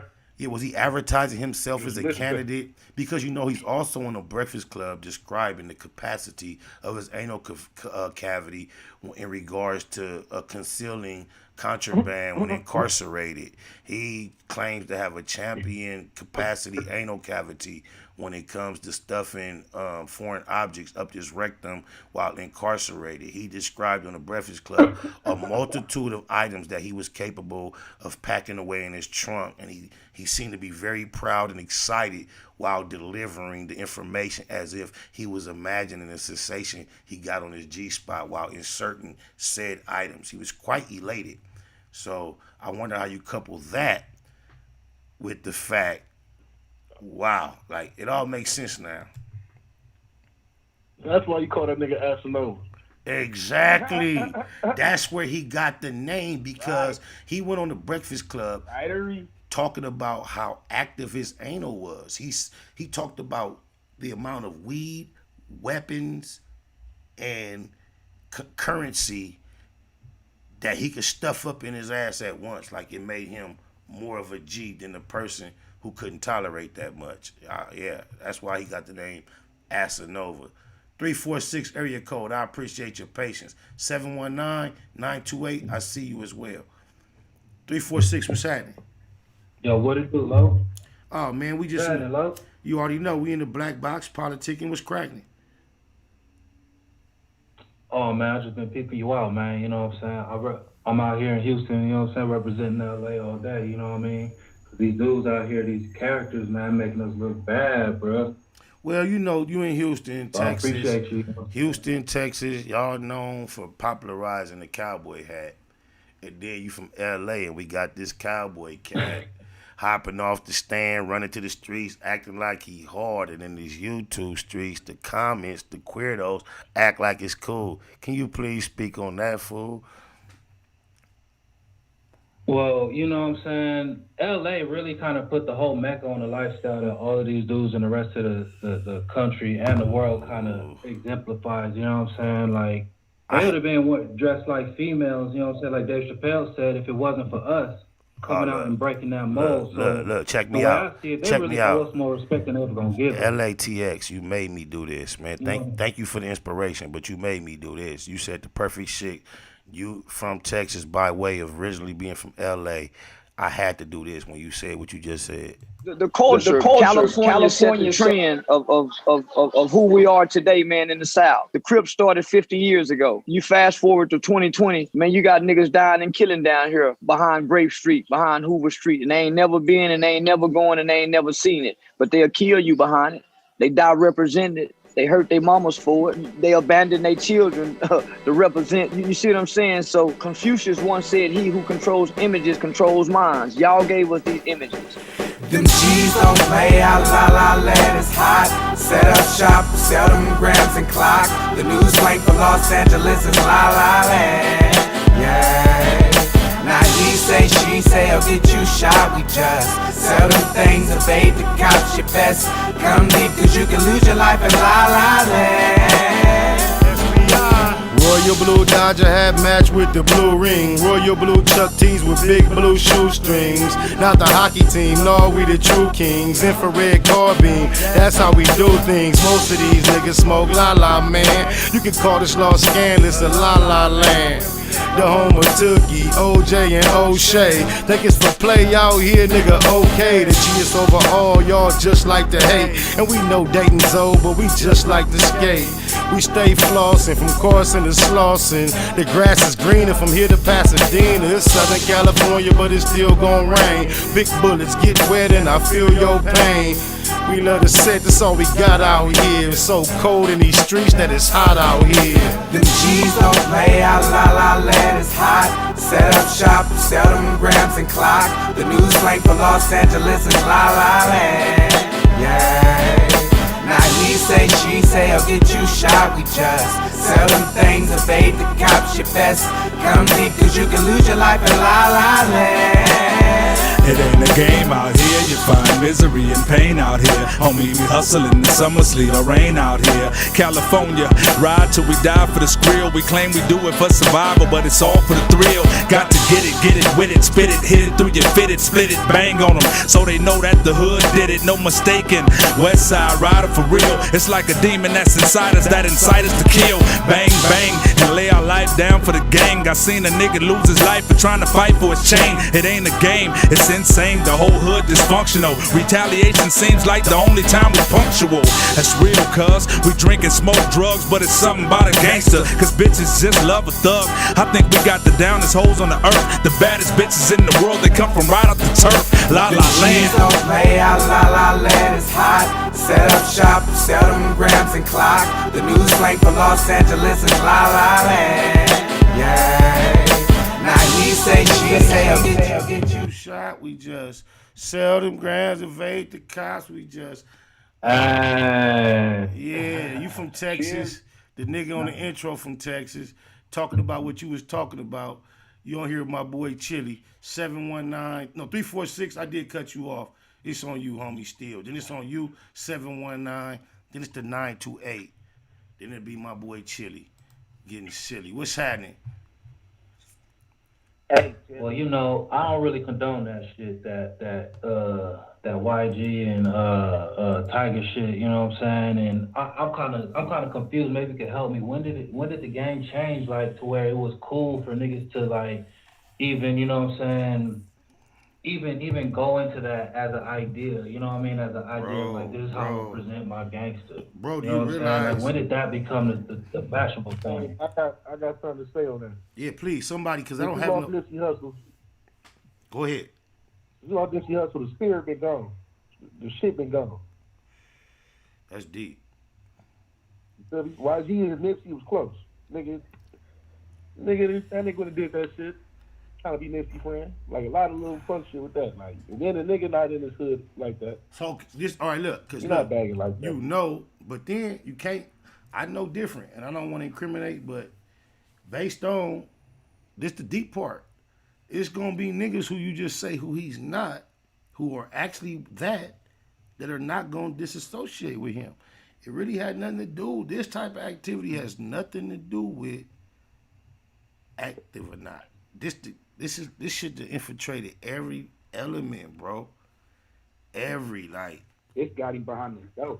It's on my mama in my set right now, bro. But I didn't start. Like, just based on gentrification. He in there. Just based on gentrification, bro. He in there now. Just based on gentrification in my neighborhood. There's not many black-owned residents from way back, like, where you can hit that corner, pull up at a spot where you could always be. The majority of those places when you pull up are now occupied by non-blacks. One of the very few.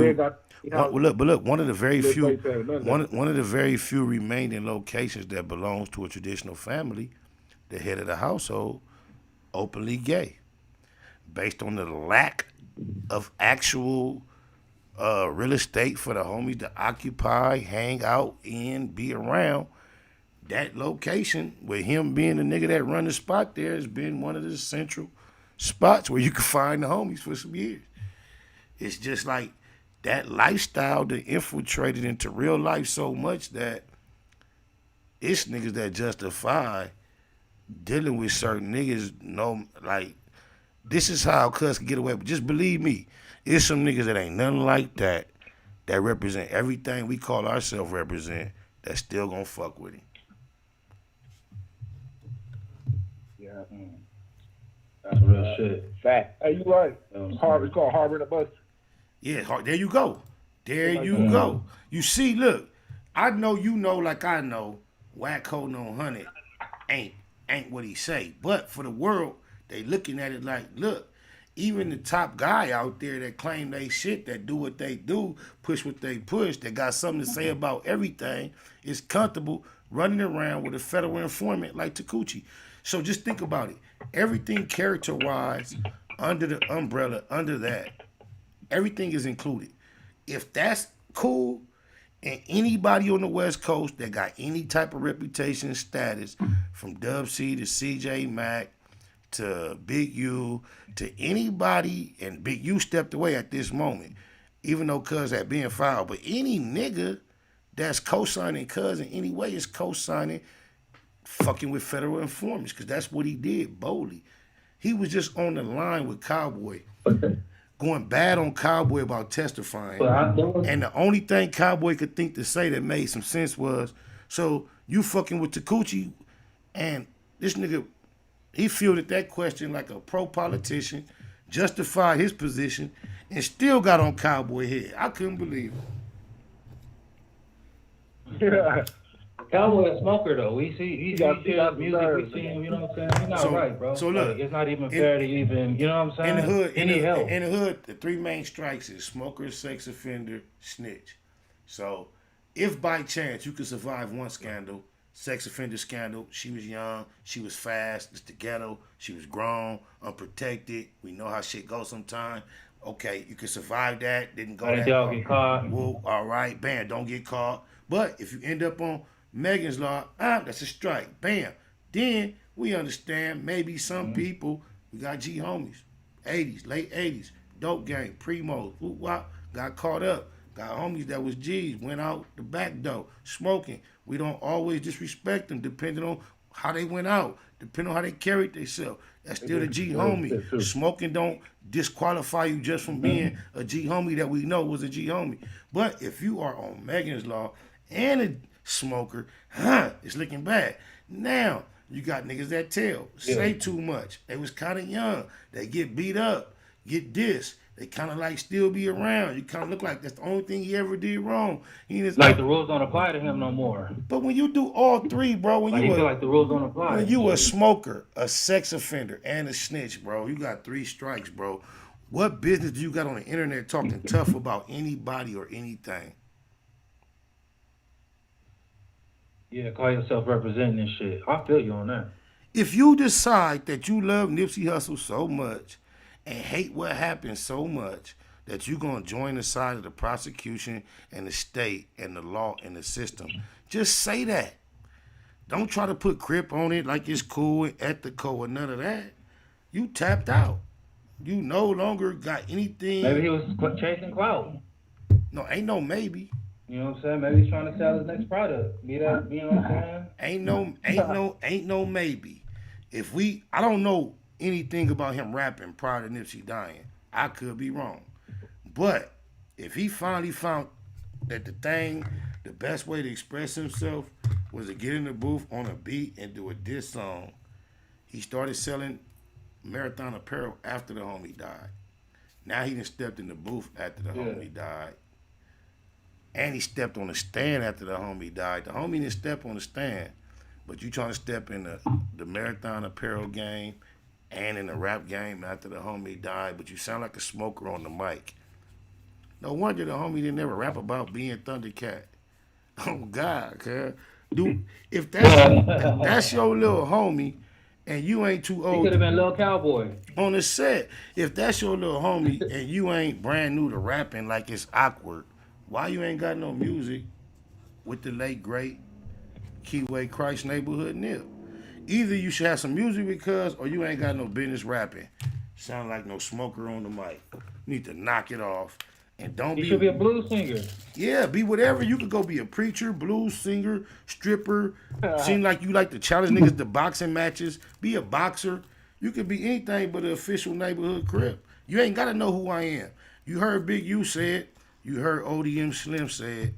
It's a gang of other homies saying it, bro. I just happen to be a guy on the internet that respond to headlines. I don't get in niggas' personal private business.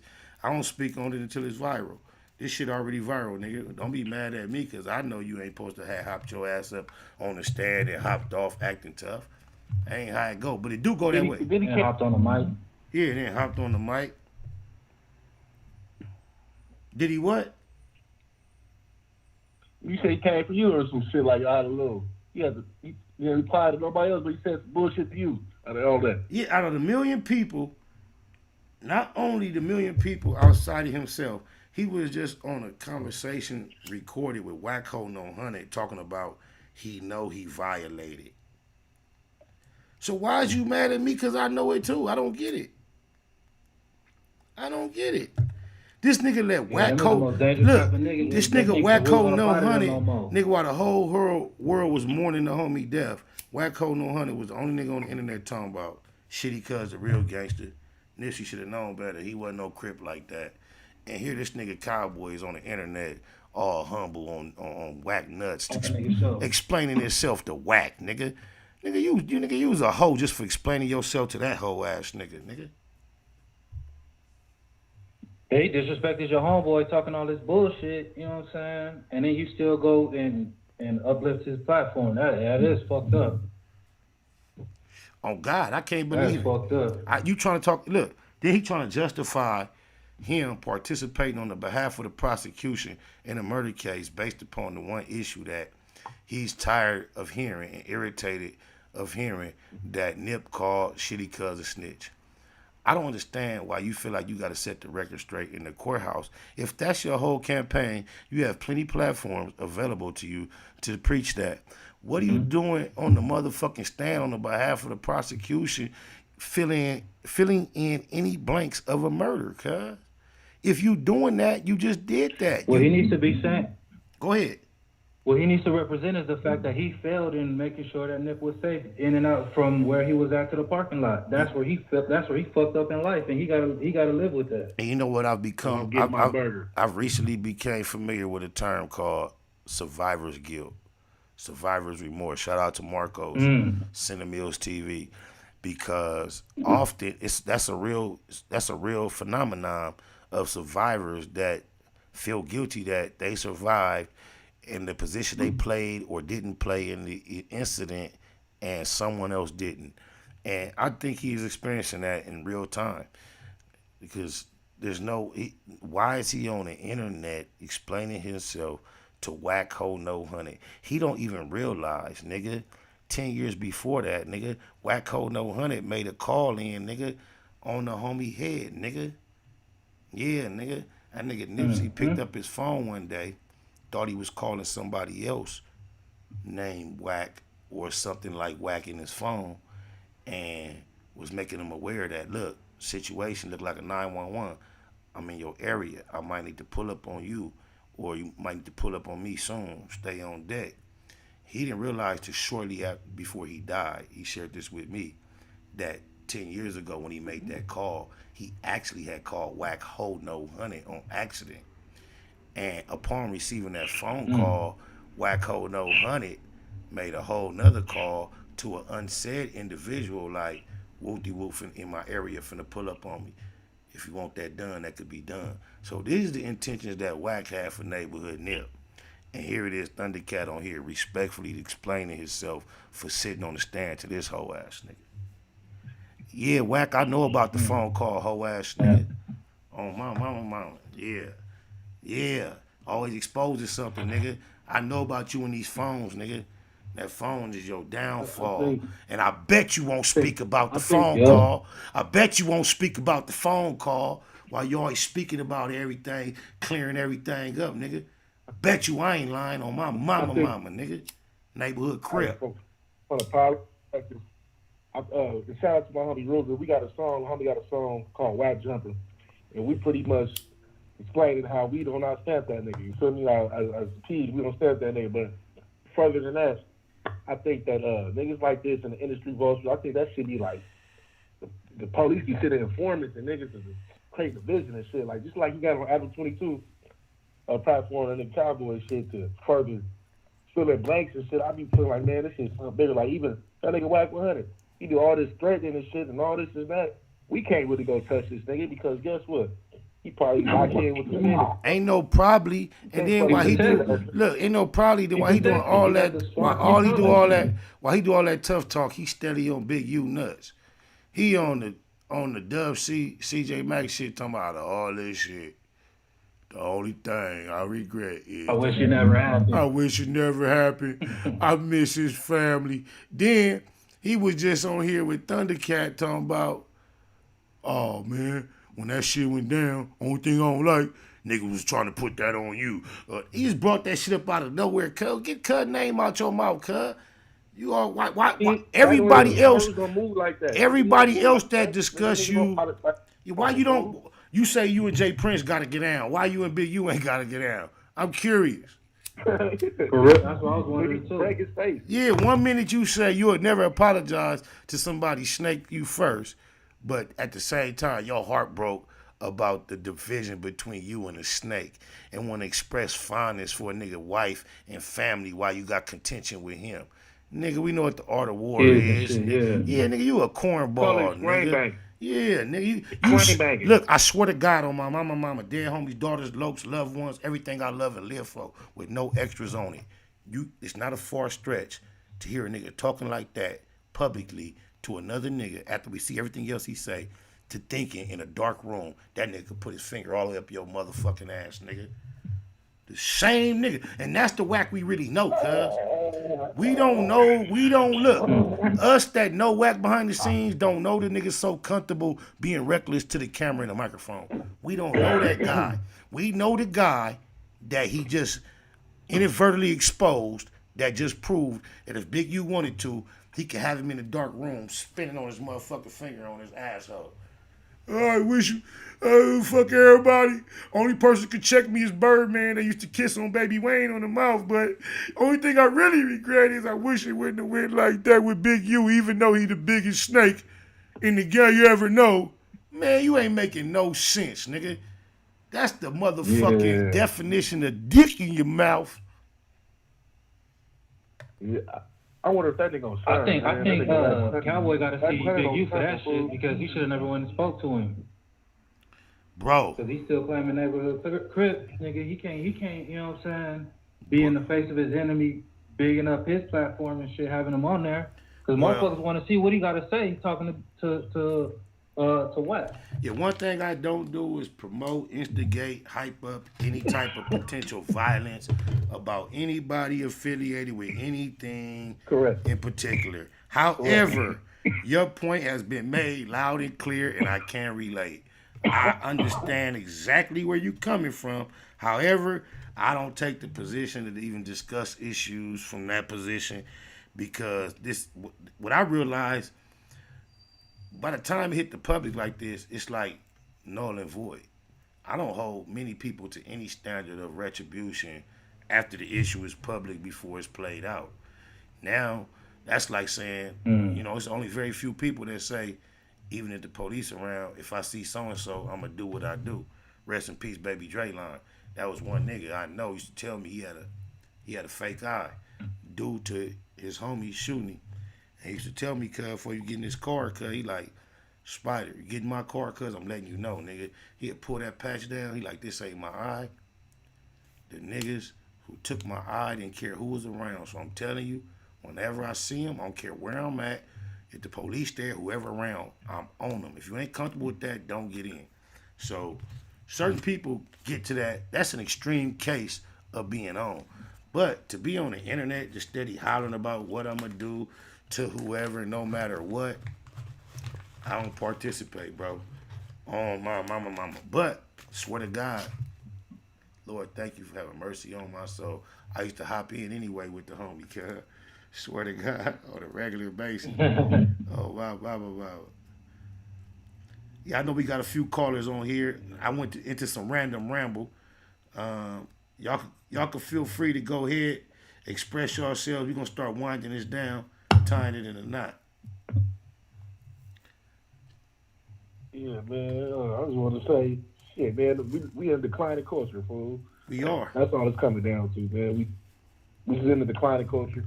A lot of division, a lot of bullshit going on at us all the time. It's high. We can all get back to the Bible and first and all that. It's just showing you. I'm at, spotty like you feel me. You let the industry take away from your authenticity. You feel me? I commend you for that. You feel me? Appreciate you. You was willing to take the stairs instead of taking the elevator. You feel me? So appreciate you. I look up to you as a big homie. I'm from Cairo, but I look at you as a big homie. You feel me? And that's humbling. Just how you something to lead by, and I'm trying to get into this same type of shit. Like bring my personality to a platform and do some of the same shit you doing. And I do construction. I work and shit too. I don't just me too. I don't fuck with the hood like that all the way. Me either. Let it consume me, but nigga well rounded and got sprinkled of everything. So you something to lead by, fool. Yeah, keep doing what you're doing. Man, I love that. I'm gonna keep supporting, my nigga. Man, I love to hear what you're saying, bro. Please follow your motivation and utilize all your skills, gifts, and talents. And if you ain't never marked out, ain't got no smut, guess what? You don't owe that situation nothing else. Live your life, my nigga, because that's what I'm trying to do, bro. That's what I'm trying to do. Live your life, bro. I appreciate you, man. Yep, and I got a voice. Everybody got a voice. Nobody run your program. There you go. Nobody run your program, but still. There you go. I got a mama, you feel me? So I can't be out here doing bullshit knowing some guy, but it's my mama from the bullshit I do. You feel me? Shit like that. You know? And let that be your guide. When you let those type of things be your guide, you be on the right side of the vibration. And that's all we trying to do, because nobody perfect. But when you utilize those type of thoughts and motivations as your guide, more likely than not, you on the right side of righteousness. And I be on the same shit. How do my actions affect my mother, my children? That's really where I draw my bottom line. And when we signed up for that fuckery, those were things we decided to throw out the window. Fuck. Usually we didn't have children. It was just how it affected our parents, and we was like, we don't give a fuck. But now as men, we're reverting back to the things that matter. And it's how does my activities and actions affect those that matter most to me? And that's typically our parents and our children. And I think if we utilize that as guides and act accordingly, we'll do a lot better.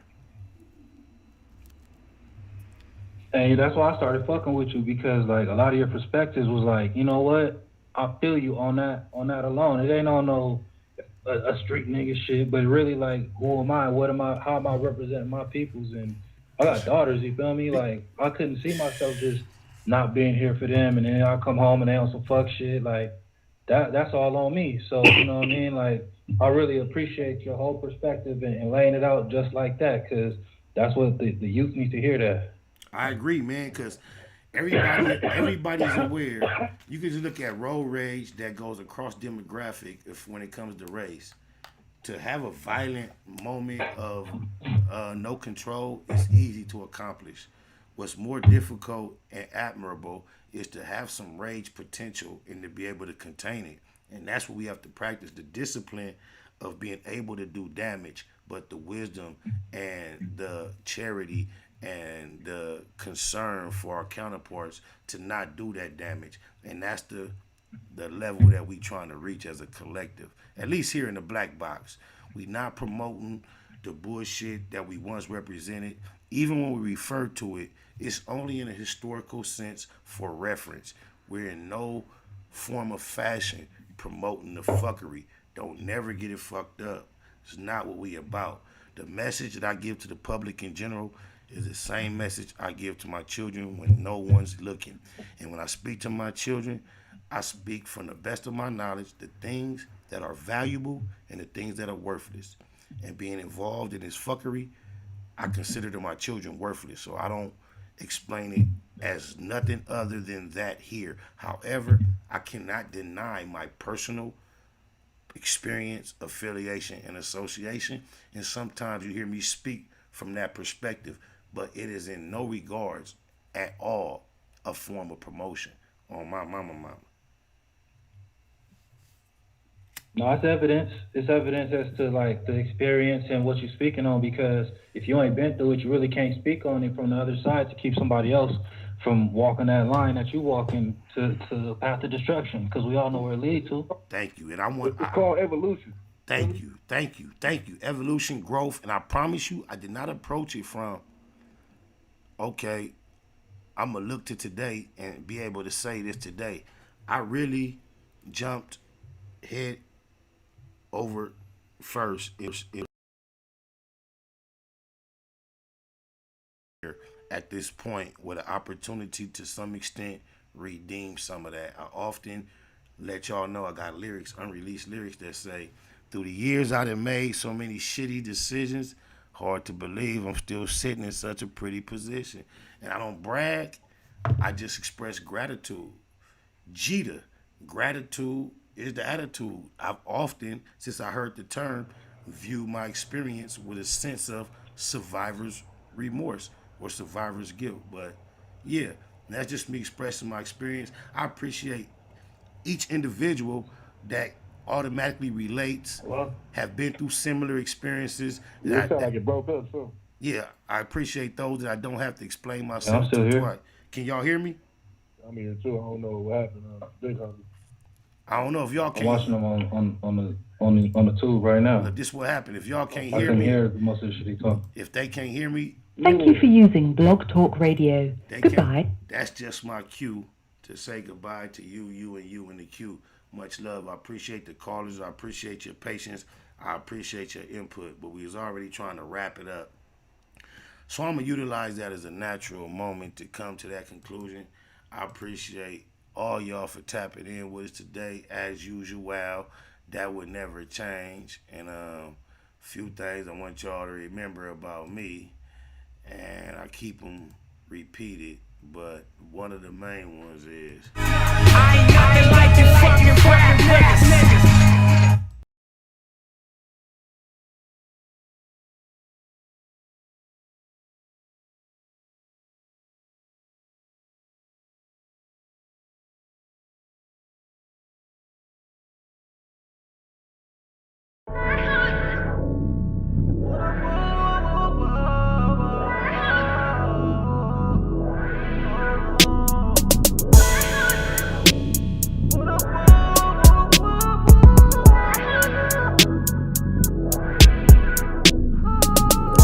Try to throw mud on my real name. Turn around and show love when the deal came. Make me wonder if they feel shame. I ain't tripping, I'ma kill game. Showed up to your show, it was so boring. Wasted time, nothing to show for it. Took my little bitch, we was both snoring. Probably had a better time going snowboard. Poor loser, always been a bad sport. Could have court and won't go if my bag's short. Fast forward, smash for it, don't ask for it. First class stamps on my passport. Tricky shit transpired on the transport. Get busy, keep that fire in the JanSport. Everything for sale, nothing is priceless. Aggressive, decisive, discussing the prices. This might be a war with us and the ISIS. Cause the hustlers fuck with the Pisces. 32 in the clip, 216s. Put a scene, take tripping to true extremes. They counted me out, they should have counted me in. Cause I'm counting these Benjamins. Take a loss, stay down, bounce back, I'ma be okay. Said I'm still making these money moves, I'm a fucking boss. Making sure my name was mentioned at the end of the day was my main intentions. The po-pos promoted gang prevention. I was popping at the ops, not paying attention. A and SK, hanging extensions. Whipping them chickens, I stayed in the kitchen. Believe that crime pays in the pension. Been out the pictures since my days in detention. Making maneuvers through mazes and missions. Magical movements, amazing magicians. Mama used to say pray for wisdom. Shut up a couple prayers on my way to prison. Backyard boogies be banging functions. Hard to hang in the hood, we got a gang injunction. Straight from young niggas trying to trade me too. He's had to told him that 40 my favorite foodie. They counted me out, they should have counted me in. Cause I'm counting these Benjamins. Take a loss, stay down, bounce back, I'ma be okay. Said I'm still making these money moves, I'm a fucking boss. I'm the one setting precedents everywhere. Now I'm feeling like I made it. I'm looking up all my friends are mostly entertainers. I still got street friends, don't get me wrong, but all my friends, I'm in the entertainment door. I'm in that realm now. Now I'm finna start making a lot of legitimate money. Bitch, you run my name, it come back 100. Ask Big U, Top Dog, whack 100. Suge Knight, both the niggas he happened to drive over. The one that died and the one that survived. Rest in peace, Terry Carter. What up, Bone? It's the perfect type of beef for me to nut up on. Used to holler at the plug like, what up, Holmes? Cop 9 zones, go home and cut up stones. No extras on nothing, just saying what I say. From Compton and LA, ask Cam with a K. Mayo over mustard, whiter than Ajax. And Trag Newport, getting high with AWACS. Nominated most Easty, yes I accept it. Q, Mac and Dub, I'm West Side connected. Used to flood the swap me with my CD copies. Niggas nutty on my block like BG Nike's. All I ever did was keep it hood. All I ever did was keep it G. These niggas ain't never like me. That's something I never understood. All I ever did was keep it hood. All I ever did was keep it G. These niggas ain't nothing like me. That's something I always understood. Family first, nothing over or equal to them. Love my folks from the turf and my peoples from Brim. Industry-wise, the realest from the past to me. Actually, has to be Master P. Keep it a Google, only way I know how to do things. Tour with Titty Boy before he had 2 chains. In Georgia with Jeezy in the CTE. Or the son of Easy E in the CPT. Project passion on the mic like I'm giving a speech. Spent weeks on South Beach politicking with me. They used to think I was banging with a decent group, till they left the low hanging when I beef with Snoop. Never sneak this and just speaking the truth. When you shoot from the soul, it gets deep in the booth. I'm a legendary native like CJ Mack. Never left, but tell them haters that the keyway cack. All I ever did was keep it hood. All I ever did was keep it G. These niggas ain't never like me. That's something I never understood. All I ever did was keep it hood. All I ever did was keep it G.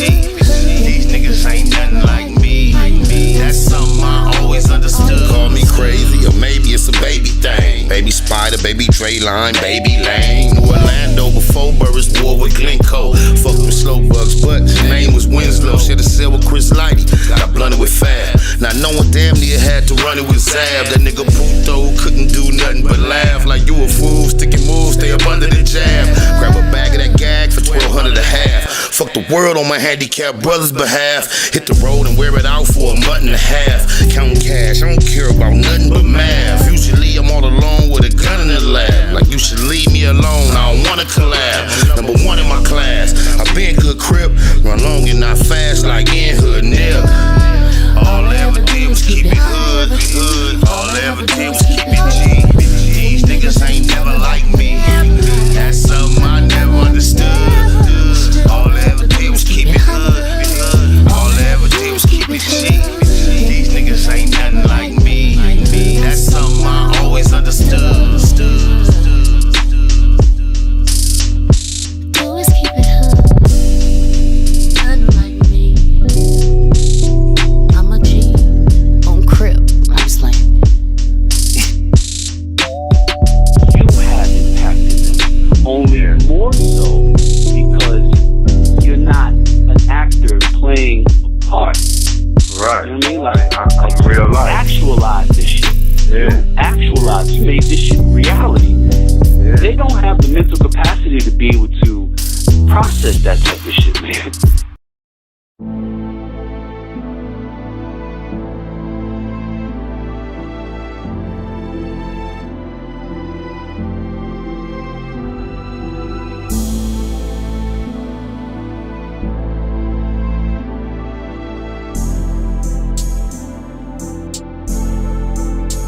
Overlook my competition, never seeing them. I done trained my mind that I'm going. You could tell by how I walk, talk, I'm a boss. A east side millionaire, homie, what you thought? My life is a movie. SPI Can't get close to me. They mad cause they can't be. Everything that they wanna be. Yeah. This time around, I ain't moving with a gang of homies. By my lonely, couple bad bitches hanging on me. For sure, sharpshooters on deck though. Will I ever let my foot up off these bitch niggas' neck? No. Blue Bentley getting blunted. Wonder how it come to that. Can't let a rat do me like they done my nigga Thundercat. Baymax, place nothing above my paper. Couple slugs for the haters, but I love my neighbors. Point blank, do no subliminal dissing. When I listen, I can tell you never been on no mission. Sticking to the script, don't care if I offend you. Neighborhood crib, the marathon I overlook my competition, never seeing them. I done trained my mind that I'm going. You could tell by how I walk, talk, I'm a boss. A east side millionaire, homie, what you thought? My life is a movie. They can't get close to me. They mad cause they can't be. I'm everything that they wanna be. Yeah.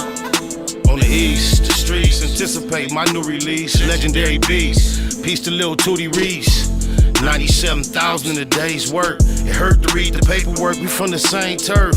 Talking super turned up to make things worse. Passed out passes in the past, I take the blame first. Go hard when I'm cleaning up the backyard. Queerdos sound like a queen trying to act hard. I represent the truth, we don't play by the same rules. There is no competition cause I can't lose. Versus vicious, sell them like souvenirs. Blue diamonds in my ear, hella fly, Overlook boom my again. competition, never seeing them. I done trained my mind that I'm going. You could tell by how I walk, talk, I'm a boss. A east side millionaire, homie, what you thought? My life is a movie. They can't get close to me. They mad cause they can't be. I'm everything that they wanna be. Yeah. Look here, the haters act like he don't know me. One man gang, I don't need no homie. On the 7 these days, they don't even see him seldom. Kind of money, who done touch more than me and Melvin? Anybody help him? Hell no, ho. Straight line dollars, they'll dog dough. SBI spot, can't never have it. East side legend like A7 Magic. Honcho hustle. Plus see the bomb in the booth, counting coins like Chucky from Swan. How the most easy with the ends gon' bow down. Ballin', clowning like Benzo. I overlook my competition, never seeing them. I done trained my mind that I'm going. You could tell by how I walk, talk, I'm a boss. A east side millionaire, homie, what you thought? My life is a movie. They can't get close to me. They mad cause they can't be. I'm everything that they wanna be, yeah.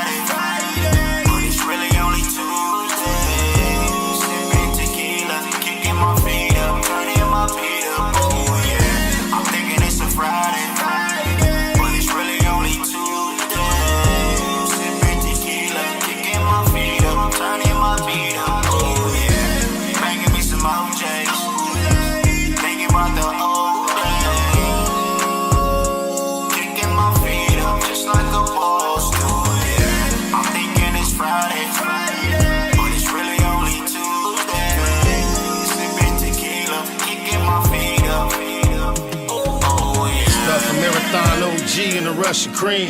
Whole team counting thousands, it was just a dream. Big blunts to the neck, get me hard quick. In the trap, watching shotters on the 5-stick. 4K, 60 something on the inch size. Pastrami and chili on the French fries. Piecing up for the homies on the inside. Evil East side, in hood, could've been died. Liberated, cause the paid lawyer litigated. Mitigated, keep the cognac refrigerated. Getting faded in a 5-star, niggas hate it. Last time I demonstrated it was nickel plated. He ain't had no win against the 4 fin. Just went on one, and I'm down to go again. But then, I'd rather sip tequila. Kick my feet up, turn the beat up, never put my heat up on E. I'm thinking it's a Friday, but it's really only Tuesday. Sipping tequila, kicking my feet up, turning my feet up. Oh yeah, I'm thinking it's a Friday, but it's really only Tuesday. Sipping tequila, kicking my feet up, turning my feet up. Oh yeah, banging me some OJs, thinking about the old days. Kicking my feet up just like a boss do. Yeah, I'm thinking it's Friday, but it's really only Tuesday. Sipping tequila, kicking my feet up. Oh yeah. Big hands on a baseball cap, I'm from the Mac. Styrofoam cup full of Remy Martin, all cognac, no chase.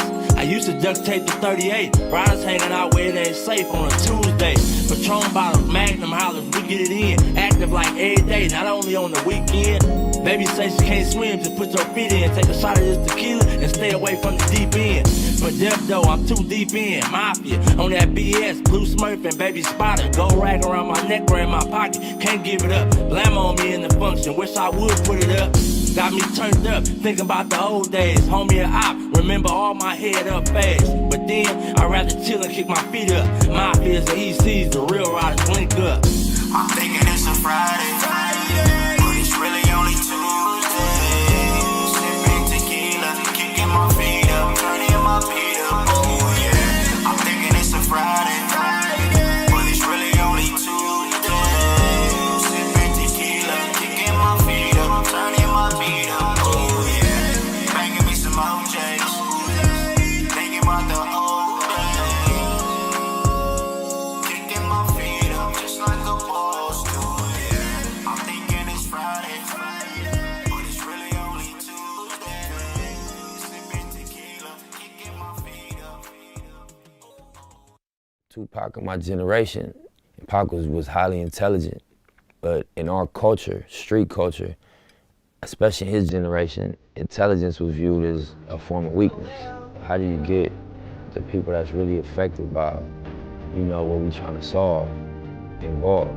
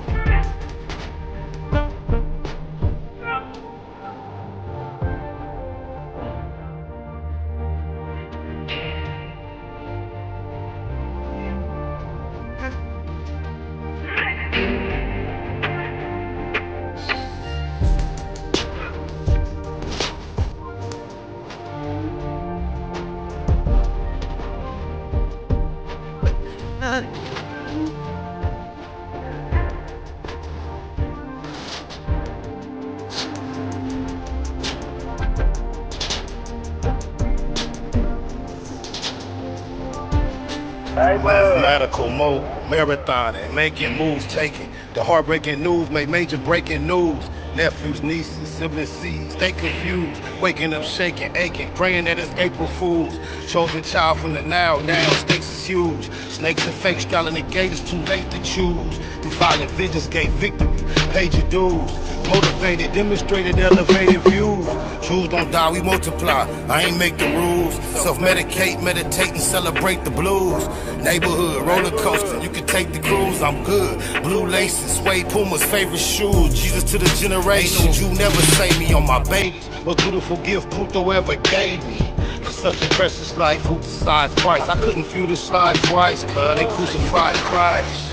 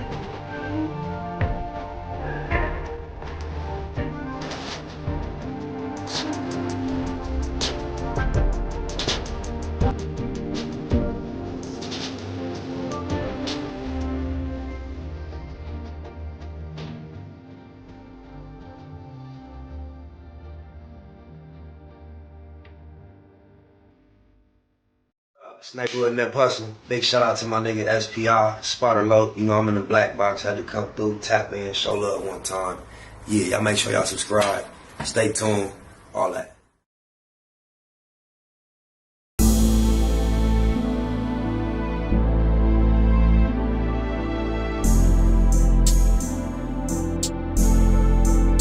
I overlook my competition, never seeing them. I done train my mind that I'm going. You could tell by how I walk, talk, I'm a boss. A east side millionaire, homie, what you thought? My life is a movie. SPI Can't get close to me. They mad cause they can't be everything that they wanna be.